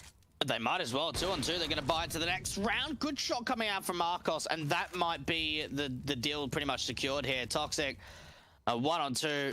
Can he try and go for it again, Jay? No. This time around, he goes, you know what? I think this is a little bit too difficult. Save the AK into the next round. We don't have to reinvest a single weapon. Giving Avez up a 13th. I tell you what, that's actually a pretty good round. They get him away with, what, 3 kills, an AK, in a round that they only had an M4 and a couple of upgrades. That's not bad at all. Absolutely not. We're happy with what they've done so far here. Now with the bias coming through, Crazy could be in a prime position. AK on just one. AWP for Sensei. M4's AUG, and this will be their last chance before we hit map and match point for Avez. The ecos and stuff standard. Flashes coming over straight up and out, and they'll spray through, do a ton of damage to Bialy and Nora. Bialy still drops down with the bomb into the B site. The vent dive successful for Avez, even if they are heavily tagged up. He'll plant the bomb for the backline. He's got no support from his teammates. They are coming in from ramp to try to get him back up, get him some sort of basis to work with in the post-plant positions. Sergis turning up, and there goes a kill for Kyler. Kai actually steals it away. Marcos gets an AWP pick as well. Sensei with a trade. Psycho falls back to return. Avez confident as anything despite the awkward early starts here. I think Sensei and DemQ are set to save. I'll tell you what, that's a big call. That is a very big call for Avez to make. The fact that we've seen vent dives coming in for Narod in a pretty common standpoint for most of this half. This time around, they actually go with the bomb from Bialy. They take so much damage now. A couple more bullets and he probably dies and drops that bomb. But in fact, he goes straight into the lower bomb site, gets that bomb plant instantly. Crazy. Where's the tack? Where is the tack pause? Being down 11-14. I'm just so surprised we haven't seen it. They're bringing double orbs out. I don't know, Jay. Like, I just think a 15-second breather, a 15-second of just a time to even, not even talk tactics, but just to kind of just think things over. Going for it again. Same strat. Every time it works fine. Haven't taken the bomb towards the B site just yet, but you can see Kai's getting all the map control. Kai's going to start things off on the frag counts. Toxic down. Psycho next to Facey with the SMG, suspecting that Kyler is downstairs somewhere, suspecting he's already down in the vents area already. Headshot comes through in the end. Perfect timing on the peak. 5-on-3. AWP looking for something out here for Sensei, but I imagine he'll probably get flashed off, smoked off position, so... One smoke down, second smoke up. Go through that gap. Doesn't catch anybody. I'll tell you what, the timing on that from Kyler too. He waits so long towards that lower bomb site and finally gets rewarded for his patience. Now DemQ's going to hear a few of these footsteps, but that's actually a fake towards lower. They're going to try and hit this upper bomb site. DemQ's heard it as well. Going back to lower. Bialy, the bomb's going to get dropped. Marcos returns on DemQ, though. 3-on-2 situation. Orpa Sergis scoping in, ready to keep them at bay if they continue committing to the site. Tapping open the window, smokes down. Sergis facing up, still looking for a kill. Gets out the fire. No, he doesn't. Burns alive to the last ticker. Marcos and Sensei, last one standing. Clutch or kick scenario for the AWP. Knows the plant's coming in towards B. This is going to be such a difficult round for him. He's got to go for it. Doesn't really have a lot of options here. As soon as he trades out that AWP for another rifle, it gives up his position of where he is. This is the element of surprise factor that he has in this 1-on-2. Bomb being ticked. He's got a bit of utility too. Sensei. He needs to get a move on, Jay. He needs to find at least one of these kills relatively soon.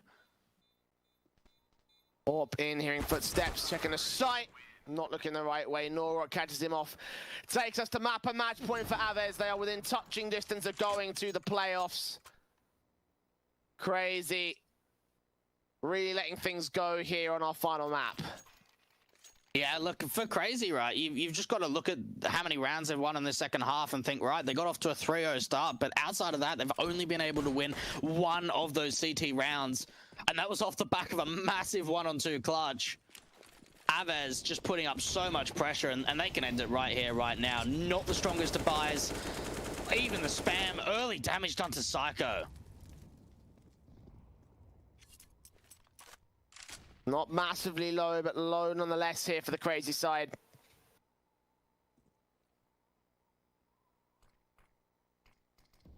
Smoke's outside as well for Avez. They look for their way towards Secret. The yard control. Molotovs and flashes go out. Looking on Garage, looking on Cubby. No way in, it seems, for Avez at the moment. I mean, they have gained a significant amount of map control. Starting to lean towards this A site and everything. Crazy got 2 players to defend against it directly on the site. 50 seconds, hit's gonna come through. I'm really starting to slow it down. And Crazy putting a little bit of utility out towards ramp, but Avez are setting themselves up for the upper play with Kai to try and backstab in from main, and it just comes off a bit of the timing using this utility out. Burst up, Psycho and Demq find 2 kills. Kai and Kai to try and right back. Psycho and Demq still holding presence on the site though, and Kai is all that remains. 1-on-3 for the lone T side player. Bomb dropped out into the squeaky area. Kai looks on from heaven. I'm gonna catch some sort of exit. I'm gonna catch some sort of kill, but don't think he will. Indeed, Serg is ready for it. Takes the peek, takes the kill. Takes 12 back for Crazy, they're staying alive. I'll tell you what, that was such a great defensive hold coming out from Crazy towards the upper bomb site. They were able to establish some great crossfires. They were peeking on each other's contact, trading really nicely. And for Kai, he was supposed to be the player to wrap around from main in their execution, but realizes the fact that everyone's gone down. He's going to try and wrap in from heaven. And Crazy, they are just holding on, Jay. 3 more rounds up for the City side to try and take it to OT.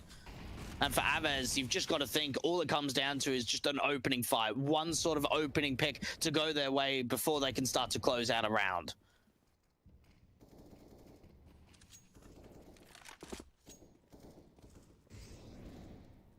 Vice versa applies to the opposing team though. The only difference is that if Avez get that round, they're going to be taking security and taking the win here. Crazy just looking to try and stay alive and grind at OT. Smoke set down, Kai Mooks in. Observation entrance secured right now for the T side line. No one's directly on site, so Crazy if they go towards B, they're gonna have to play retake.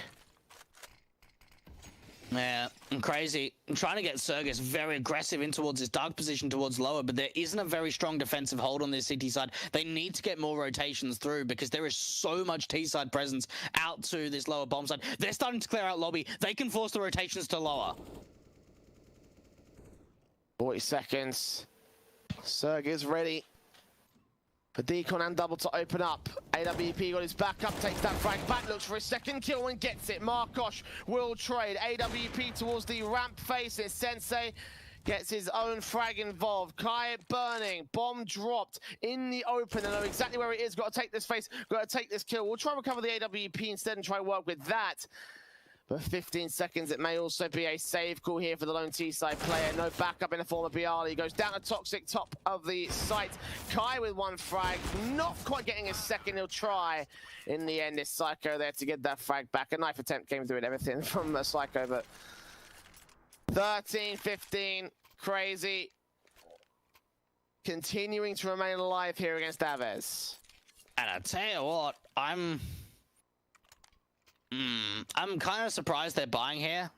to be fair, because they get 2,400 in the next round. Okay, they're actually not. So it's just on a half buy attempt. This is more like it. I was going to be a little bit surprised if they went for a complete force. So what they're doing here, trying to keep the economy line relatively sort of even between all the players, and just see if they can get Kai and Nara to do damage. See if they can even try and take as many weapons down on the CT side as possible, limit the economy going into the next round for the CTs, maybe even get a round victory here, especially with the fact they've been able to open up ramp and find that opener. No round victory will be enough for Avez. Claim this round and this series. Smoke set against Sensei. Face up from the M4 as well, the AWP. Not timing his shot particularly well. Kai, one of the AKs to enter here. Toxic facing in, gets that secondary kill. They're slowly but surely picking apart the crazy cap. And towards outside, they will hold a contest. AWP sees one. Kai takes him down for two. Psycho slung upon here by one of the Glocks. And this is a half by eco for all intents and purposes. Psycho gets Kyler. Both players held towards outside. They're still getting information on the player that's here towards red box. He's still here somewhere. Face up. Norok with his AK chimes in. And Psycho left alone. Marcos shoots him in the back. Gets the kill. Gets 16-13 for Avez as they take Nuke and take the series 2-1 on their board. They're going to the playoffs. Big congratulations up to Avez. Like you said, Jay, you know, make it into the playoffs in this 2-on-2 bracket. And look, I mean, that's probably not a round that you expect to win, but off the back of a couple of AKs, they're able to get that 5-on-3, and from there it just all falls apart. Crazy, they put up a really decent fight. They really started to claw back. Unfortunately, it seemed like it was a little bit too late for the Crazy side. They went into that second half, they got that 3-0 lead, then there was a massive sort of wave of T rounds, and then it was just towards the end there we saw a little bit of a comeback. But not enough, Jay, to be able to at least take it into OT or try and get that map victory. I mean, at the very least, Crazy have made some progress. You know, the last time they took this team on against them, you know, they were 16-11. They were 16-11 down. This time, obviously, 16-13 is still a bit closer. And that as well, their T side from Crazy was so much better than their previous T sides. It did feel like to me at certain points, I was like, maybe Crazy can actually do this. You know, maybe they might be able to hold something on their CT half, and that might be enough for them to turn a victory over their heads. But in the end, it just wasn't enough today, Dwayne. And I do feel like some players did go a little bit silent over on their side. Yeah, look, there certainly was some cases. I felt like Sensei towards that last map was going a bit quiet, which is always what you don't want from the AWP. Again, Sensei is one of those players where most of the time is very consistent across, you know, his ADR and across his KD ratio. But look, that last map, you know, he's second or tied for the lowest fragger on that CT side. So look, a little bit disappointing coming out from him, but at the same time for Crazy, you can kind of say they had some low numbers, but the fact is they just weren't involved enough in that second half. They needed to get more rifles round on the board, and they didn't. It's as simple as that. Well, in the end, they do drop out here at the very last hurdle. It's Avez going through to the playoffs. Crazy get no more chances here in Swiss. They're down at 2-3, and Avez, of course, up 3-2 of their own right. And that's the scenario for the final round of the Swiss stage, obviously. Still got 2 more matches to play out before we decide the final teams through. But for now, your 6th team is going to be Avez. Your 7th team will be either Kova or Singularity. That match is coming up after this very short break.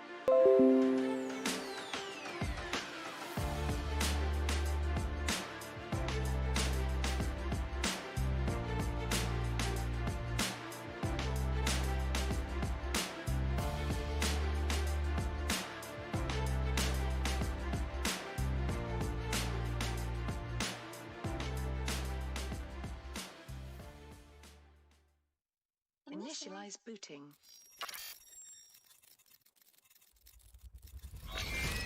These are your targets.